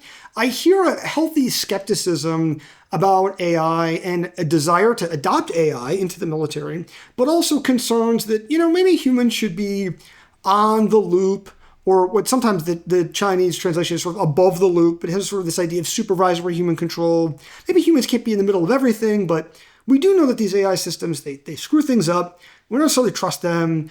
We want to maintain control. There is a strong desire in the Chinese system for control from the top down. I think one concern that I have would be about risk-taking and assurances in sort of test and evaluation of AI systems, that there are pretty robust procedures in place within the US military to test new weapon systems to make sure that they're reliable once we deploy them, and that the Chinese military, the People's Liberation Army, might be more willing to take risks because they feel behind, they feel like they need to catch up to the United States, or they get guidance from senior leaders, do this. They're just going to do it. And does this drone have a high failure rate? Doesn't matter. The political, she says do it, so we need to deploy this thing. And that sort of concern about risk-taking and accidents is something that I do worry about. Yeah. Can you imagine kind of AI accidents becoming the next flashpoints? So I guess kind of the equivalent to near-miss incidents during the Cold War? Absolutely. Yeah. And that's, I think, a big concern that I have, that if you transition to a world where, say, the United States and China have drones deployed at sea, in the air, undersea, interacting in contested areas like the South China Sea or near the Taiwan Strait, and they have some degree of autonomy. They don't have to be fully autonomous weapons per se, but they have some degree of autonomy that maybe does something strange that causes an incident. So you've got an autonomous boat and it gets too close to another boat or causes a collision, or a drone that gets too close, causes a collision, and then there's some mishap and there's a political incident. Now, I don't really think that those incidents themselves then lead to full-scale war. That, not unless leaders are looking for an excuse to go to war. But I don't know that it's helpful to sort of introduce a lot of this maybe more friction and unpredictable dynamic into that situation. And there might be situations where leaders feel compelled to respond in some way, to look strong. And I think that would be concerning. Yeah. I guess in the nuclear space, something roughly like nuclear parity has created a kind of uneasy stability. Is there a version of that for kind of AI and automation parity in the military that does the same? It depends a little bit, I think, on the scenario that we're envisioning. So if you think about, one of the scenarios that U.S. war planners really worry about is a Chinese invasion of Taiwan. And she has said that, the Chinese leader has said that, Taiwan is part of China. That's their view, and they intend to retake control by force if necessary. and has directed the Chinese military to be prepared to do so by 2027. Now, I don't know realistically whether they'll be able to do that. I think probably not. But, if technology, I think the key sort of threshold in that case, in that particular scenario, is if they think they could get away with it. And I think if you got to the place where they believed their technology gave them an advantage enough that they thought that they could get away with it and keep the U.S. at bay, and coupled with, the U.S. is weak, the Chinese view the U.S. is weak, it's a declining power, it's riven with domestic strife, the U.S. doesn't really care that much about Taiwan when push comes to shove, the U.S. doesn't have the stomach for a long protracted war, even if the U.S. does get involved in the fight, like China's willing to gut it out over the long term. If it comes down to a bloody, fight on the island, and the U.S. doesn't have the stomach for that, and we can see how weak the U.S. is in Ukraine, and they're not willing to support Ukrainians, and even the U.S. isn't even fighting there. So that might lead Xi to then say, you know what, I'm going to do it. Similarly to Putin thinking, okay, I'm going to invade Ukraine. I'm going to do it. And in some cases from these leaders, maybe it's a legacy issue for them, right? It's one where they see of retaking territory that they see as theirs is something that they want to leave as a defining legacy. And you can have situations where then authoritarian leaders engage in some pretty risk-taking behavior. And even if it looks dumb to us, like it's very clear that Russia's invasion of Ukraine has made Russia economically, politically, and militarily weaker and has strengthened NATO.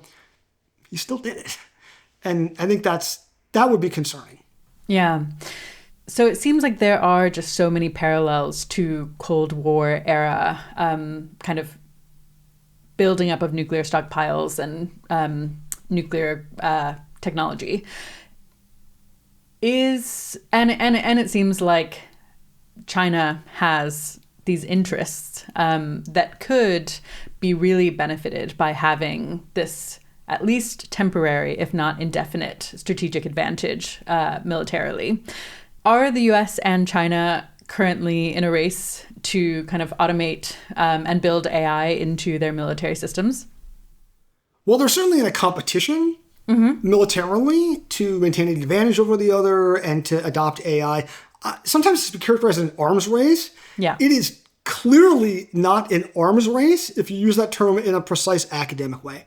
And the way that academics talk about arms races, and we have historical examples of the nuclear arms race, the arms race among battleship construction in the early 20th century, where academics define it as sort of above normal levels of defense spending that's driven by two countries competing against another. So it's kind of hard to pin down numbers of AI spending inside militaries.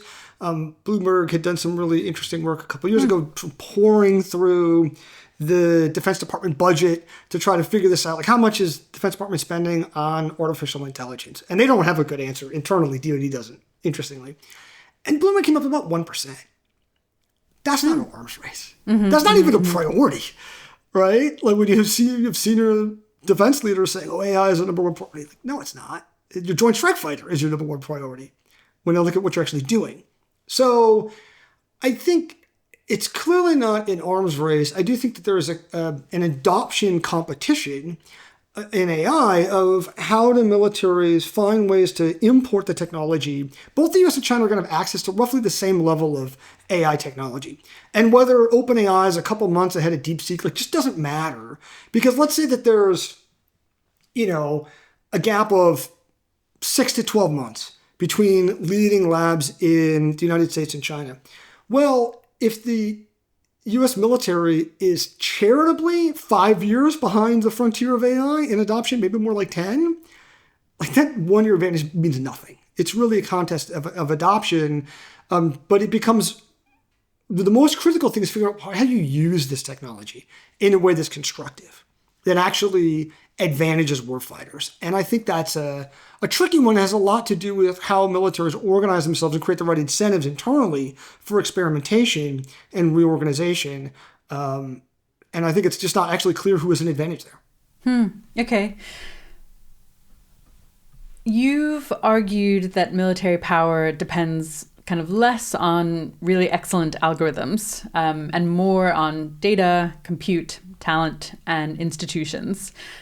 This is a bit of a kind of multi-layer question, but between the US and China, where does each side actually hold an edge? And I guess I'm interested in kind of like currently and kind of where things are going.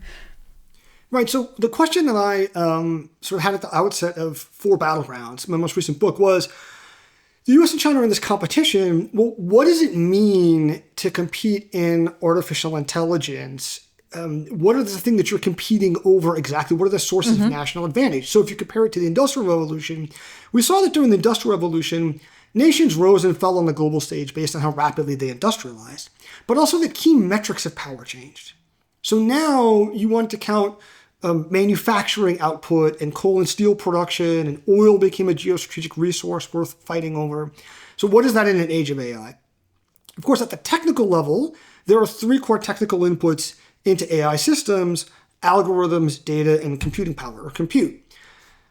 When you're looking for a competitive advantage there, it's not that algorithms don't matter. I don't think that they are likely to lead to a competitive advantage because the algorithms are really hard to keep secret and they proliferate pretty quickly. Now, that could change. You could end up in a world where the leading labs really go dark in terms of sharing their secret sauce, and they stop publishing papers and they stop sort of sharing even slightly sanitized details about what they're doing. And they're much more like pharmaceutical companies maybe that like really work hard to kind of keep trade secrets. That might happen naturally as AI becomes more valuable. But right now we still see like an awful lot of transparency from the leading AI labs. And so I don't know that that's a source of competitive advantage today. So sort of data and computing power are certainly areas of competitive advantage. I think I've certainly seen people make an argument that China has an advantage in data because it's an authoritarian system. The government is putting in place all these surveillance measures to collect data on their citizens. It's true the Chinese Communist Party is doing a lot of really dystopian, scary things to gather biometric data and genetic data on their citizens. And there's surveillance cameras everywhere. They're increasingly incorporating AI. I don't know that that nets out to a data advantage from China, in particular because what matters for companies is like the U.S. companies are not confined to the U.S. population. Sometimes people say, oh, China's got a bigger population. Well, U.S. companies have global reach. Facebook and YouTube have over 2 billion users each. And in fact, the U.S. companies have done a lot better job of global penetration than Chinese companies today. Right. Yeah. With some exceptions like TikTok. And the sort of collection that Chinese government is doing doesn't always translate into advantages for companies. Obviously, some companies, like if you're a facial recognition company, you're going to have advantages over a U.S. company because we don't have the same degree of public surveillance here in the United States. Not saying we should, to be clear, right? Yep. But the Chinese government has put in place protections on consumer data privacy, and because they don't really want Chinese companies to assume spying powers that the government has. And they are concerned about sort of keeping some of these big tech companies in check. So I don't think it's like, I think it's more of a wash probably on data. A lot of it has to do with how to use data better. But that's a really interesting contested area, and I've heard different arguments on kind of different sides of this. And the computing power, it's very clear the US has a massive advantage here, partly because of NVIDIA. A lot of course, the technical choke points actually exist below the stack, earlier in the supply chain, at the semiconductor manufacturing equipment and software that's used to make the most advanced chips at fabs in TSMC. And which is kind of wild, because the idea that these most advanced chips in the world are built at this island 100 miles off the coast of China that the Chinese Communist Party is pledged to absorb by force if necessary. Like, none of that's good. But because they rely on U.S. technology, the U.S. has put in place extraterritorial export controls on these chips. So right now, if a chip is designed in China by a Chinese chip design company, manufactured at TSMC, and then shipped back to China for use inside China, that's banned by U.S. export controls above a certain threshold in terms of chip performance. And there have been a couple incidents where maybe that's a little bit leaky, but I think if the U.S. can crack down on export control enforcement, that's a clear competitive edge for the United States. Yeah. Not if we just sell those chips to China, which we've seen some recent moves of the Trump administration to do, but I think it's a potential advantage there for the U.S. to harness. People also matter a lot. I think this is yes, if you look at the numbers, China is training more AI scientists and engineers. And in fact, China produces more of the top AI scientists and engineers than any other country. If you look at like research publications in conferences, for example. But those top Chinese scientists and engineers don't stay in China. Many of them come to the United States. And they come to U.S. universities to do graduate study. Many of them stay here afterwards. I think that's a huge sort of latent strength of the United States, that the best scientists and engineers around the world, they want to come to the U.S. to study and to work in companies. And that's a place where the U.S. immigration policy is just shooting ourselves in the foot. Because that is like very much one where if we constrain ourselves to U.S. generated engineers, we will lose this competition with China. But if we're drawing on the best scientists and engineers from the world, the U.S. has an unparalleled advantage here because people don't want to, engineers, they don't want to go to China to live there. And then I think the last maybe key piece of this is what we were talking earlier about institutions, of this sort of question of adoption. And I think this is more of probably a level playing field between the U.S. and China, whether it's in the military or other areas. How do we find ways to adopt AI that are beneficial across society? And I think it's kind of an even question. We have very different political systems. Some cases that benefits China because they can move faster in many ways.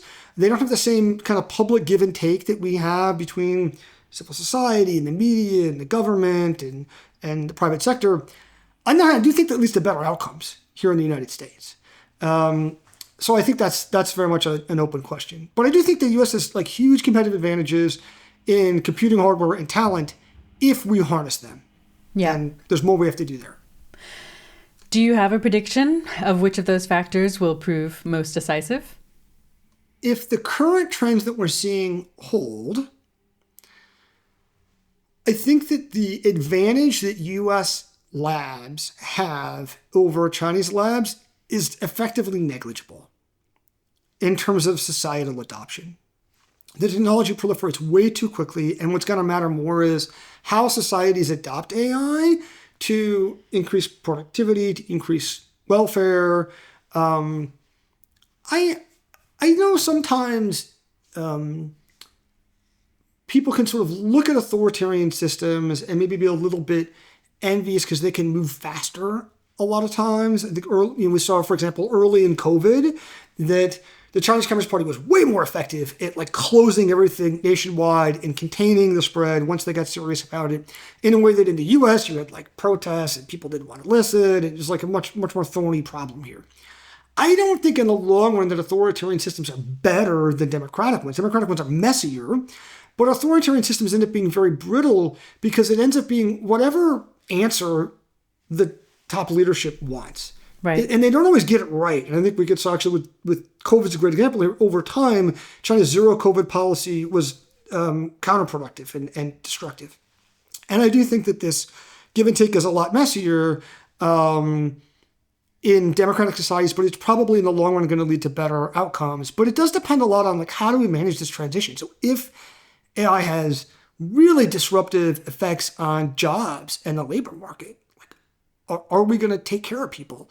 And I don't know that we've done a great job in the United States of managing the effects over the last several decades of job disruption from globalization and automation. And it's led to a lot of discontent today. And I remember in the 90s debates about globalization and sort of, at the time what we heard from leadership was, well, sure, maybe some jobs will be disrupted and move overseas, but we'll help people reskill and get new jobs. We don't really put in place those social safety nets to the extent that I think are necessary. And I think that's going to be essential to managing this transition effectively. Yeah. How would you characterize China on that front? Well, the Chinese Communist Party, in this the current iteration under Xi, cares immensely about political stability. And so we've seen just incredible economic growth over the last, really unprecedented in human history, economic growth in China over the last several decades, pulling hundreds of millions of people out of poverty, increasing welfare across their society. In previous leaders, the party had been willing to have some degree of political openness in small degrees, and prioritize economic growth. I think we've seen under Xi that flips, and she has really prioritized control, political control, and been willing to sacrifice some economic growth.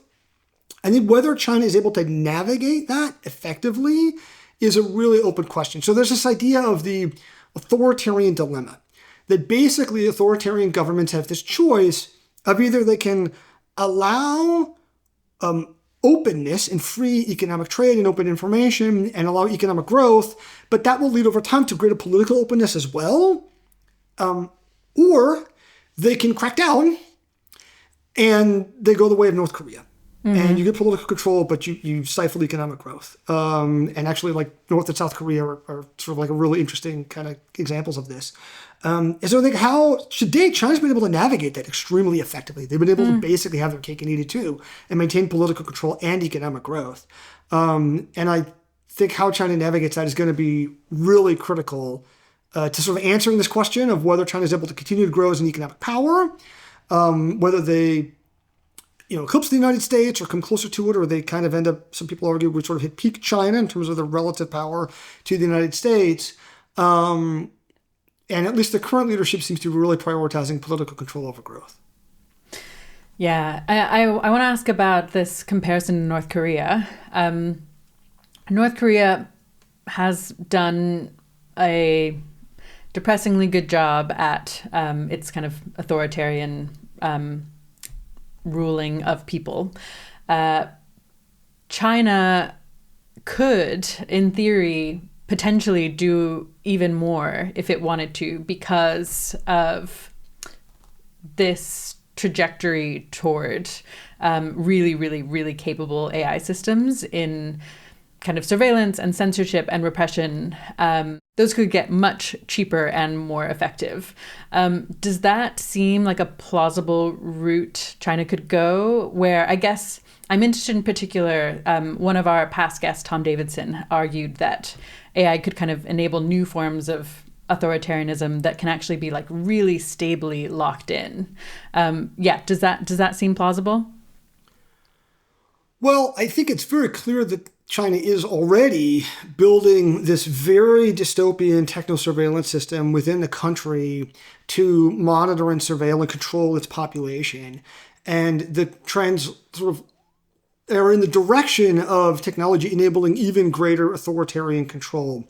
The most extreme version of this is in Xinjiang, where China has had this really intense crackdown on the Uyghur population there.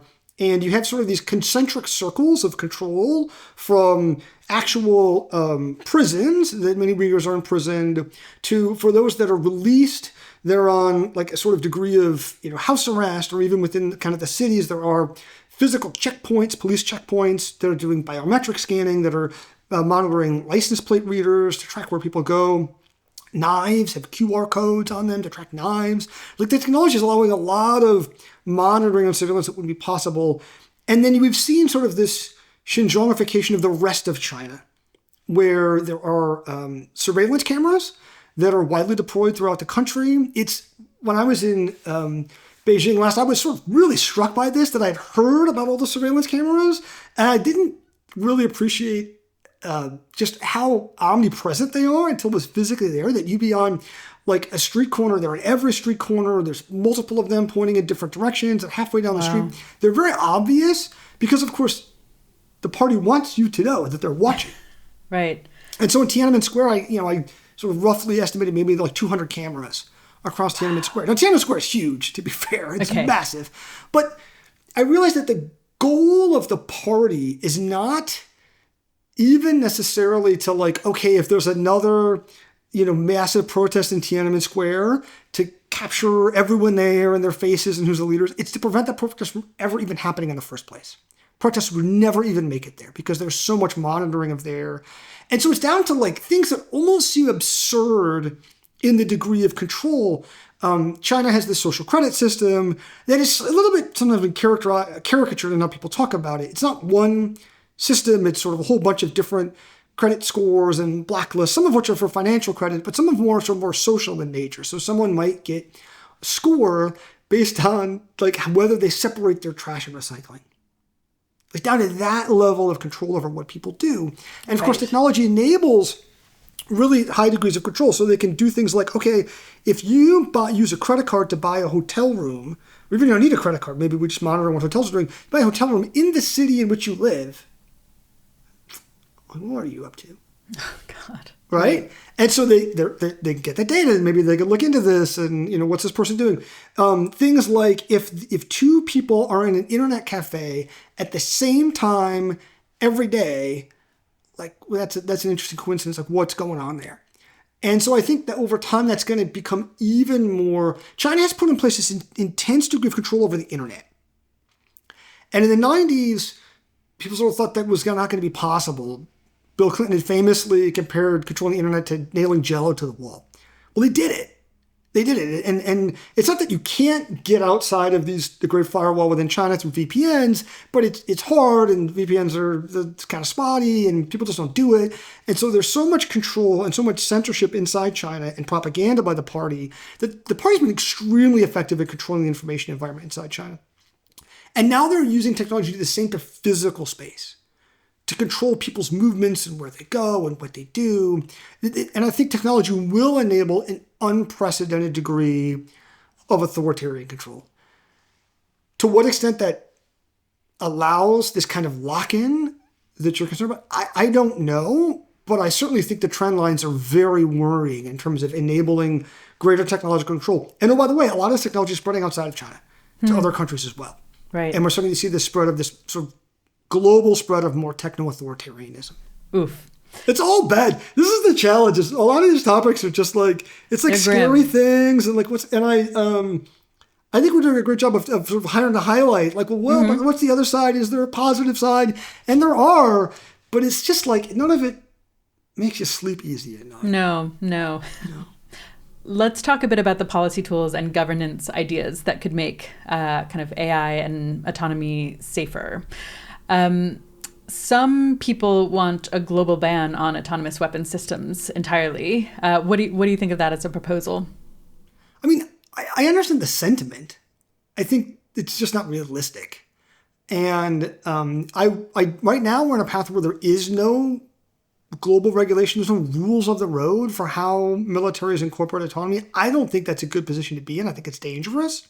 I think a sort of anything goes approach is probably could take us in a dangerous place. So we'd like to see some guardrails put in place. But I think that they have to be things that we think militaries are actually going to get on board with. And none of the major military powers have said that they support a ban. I think you might be able to envision more narrow, tailored kinds of restrictions that might be achievable. One is surrounding maintaining human control over nuclear weapons, as we've talked about. Another one that I think is actually kind of interesting and worth exploring would be a ban on anti-personnel autonomous weapons. So it's sort of driving a distinction between those that, what the military call anti-material autonomous weapons, those that target physical objects, tanks, airplanes, radar, submarine, ships, versus targeting people directly. And I think that there might be traction there. You might have more possibility for a whole bunch of reasons. One is it's just less militarily valuable to use autonomous weapons to go after people. I think there's probably a case to be made that you might need autonomous weapons in some kinds of really high intensity conflicts. If you have, say, a swarm of drones attacking enemy radars and their communications are jammed, there's not a good way to execute that problem to take down this integrated air and missile defense system without using autonomous weapons and keeping a human in the loop. Well, people don't move that fast. Right? Like outrunning, bullets has not been effective since the age of the machine gun. And so, I think you can make a case that going after people, you can keep humans in the loop. Now, I think we could see on the battlefield in Ukraine the case for using, at least in a military sense, anti-personnel autonomous weapons, because you have a lot of jamming on the front lines of drones and people using drones to target individuals. But it's not as critical necessarily for militaries. And then I think that the ick factor is a lot higher when going after people.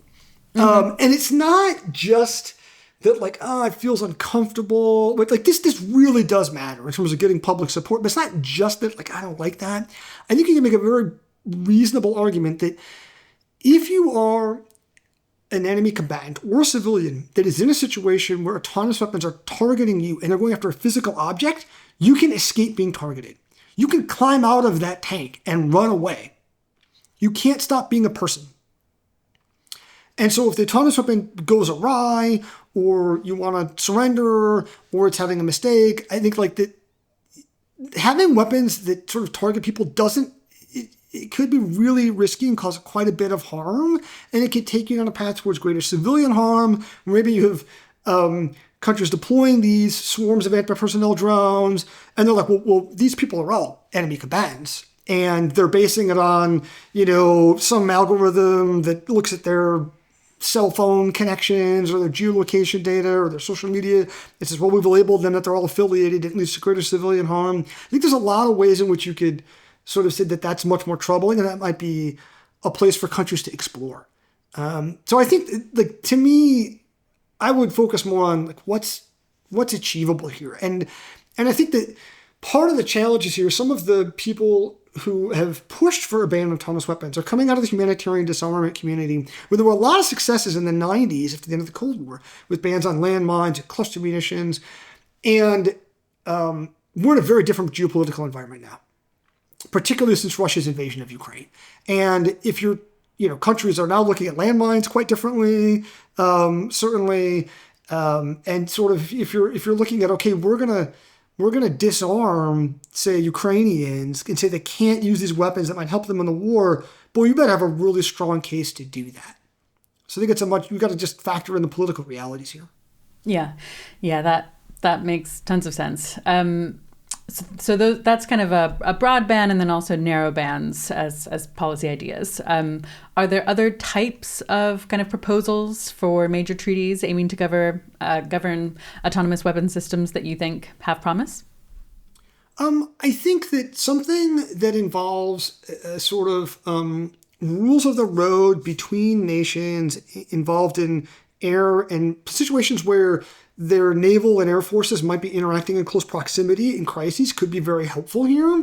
During the Cold War, the U.S. and Soviet Union agreed to the Incident at Sea Agreement that helped sort of deconflict their forces so that they were less likely to get into some of these kinds of altercations that could be dangerous and destabilizing. It's something like an autonomous incidents agreement, where countries might agree to sort of put some rules in the road in place of how are our autonomous systems going to behave? How can we communicate effectively to you what they're going to do? And one might criticize, these aren't going to hold in wartime. All the rules are going to come off. It's not designed to solve that problem. It's not designed to solve a wartime problem. It's designed to solve a peacetime problem in these militarized disputes where countries don't really want to necessarily go to war, but they're engaging in some level of brinkmanship. So that might be something worth exploring. I think there's value there. And I think the last thing would be maybe promulgating global norms about better safety and test and evaluation for autonomous systems, or particularly in weapon systems. Because I don't think that accidents really benefit anyone here. And so if some country develops some autonomous weapon and then it has an accident and kills a bunch of people, I don't think that's sort of in anyone's interest. And so finding ways to improve the reliability of systems and reduce accidents, make countries more conscious of safety, I think beneficial. And an analogy here would be some of the work that the U.S. does in promulgating norms on legal weapons reviews. So the U.S. and many other Western militaries do legal reviews of new weapons to ensure that they comply with the law of war, with existing treaties and the Geneva Conventions. And not all countries do this, but the U.S. and other countries have been very active in sort of trying to sort of spread this knowledge to others and encourage other countries to do this. And I think there's merit in doing the same on test and evaluation for some of these AI-enabled systems in militaries. Nice. Yeah, I like that that is a thing that a country that wanted to be safety oriented could do kind of unilaterally to reduce risk that doesn't require rivals to cooperate. Are there other things like that, or is that kind of a particularly good example? I think you could argue that there are similar analogies in the risks surrounding loss of control of much like highly advanced AI systems that, for example, just having more awareness of those risks, demonstrating, sort of leading labs, demonstrating the sort of protections that they're putting in place to be more safe, to guard against agentic systems, doing something squirrely and engaging in deceptive behavior, self-exfiltrating. Those are like good norms to promulgate to others, particularly as we see not only the frontier of AI advance, but of course, the technology proliferates super, super rapidly, right? And so today's frontier systems is tomorrow's commodity system, and spreading those norms, similarly spreading norms around protections against biological hazards, as AI becomes more capable, I think would be areas where there's just a lot of value in helping to ensure that other people are engaging in responsible behavior. Nice. Are there purely kind of technical ways to make AI use in warfare safer? So things like explainability requirements for any system used in targeting or early warning, or fail-safe mechanisms that kind of default to human control when sensors disagree. You can imagine lots of things that you can put in place. Are there any you're particularly excited about? So a couple. I like the idea. So taking the analogy from stock trading and looking at things like flash crashes. Yep. And trying to avoid a similar sort of scenario. I like the idea of having human circuit breakers in AI systems. So even if we end up in a world where maybe there are autonomous weapons in physical autonomous weapons or autonomous cyber weapons, that there's some bounds on their behavior such that if they go awry, there are limits in how bad it gets before a human has to take some positive action for things to continue. And so I think there's things that you would take to improve just reliability and reduce the risk of accidents, but I think we should assume that there will be accidents. Bad things will happen. And then how do we put in place these boundaries in their behavior or human circuit breakers so things don't get too badly out of control? That's something that seems like something that I would like to see militaries do. Nice. Yeah. I guess just before we move on, are there any things in this kind of solutions or policy areas that you really want people to know about and consider that are maybe underrated? In the military space specifically, or just broadly? I think military, yeah. So there's this interesting question. So the U.S. has a policy now maintaining human control over decisions relating to nuclear use. It's really uncertain what that means. I would love to see work inside the U.S. military to better characterize, and some of that work might be classified and it's not public, that's fine, because it's very sensitive information, but what does that mean? What's inbounds? What's out? What does sort of an acceptable use case look like? What is it not?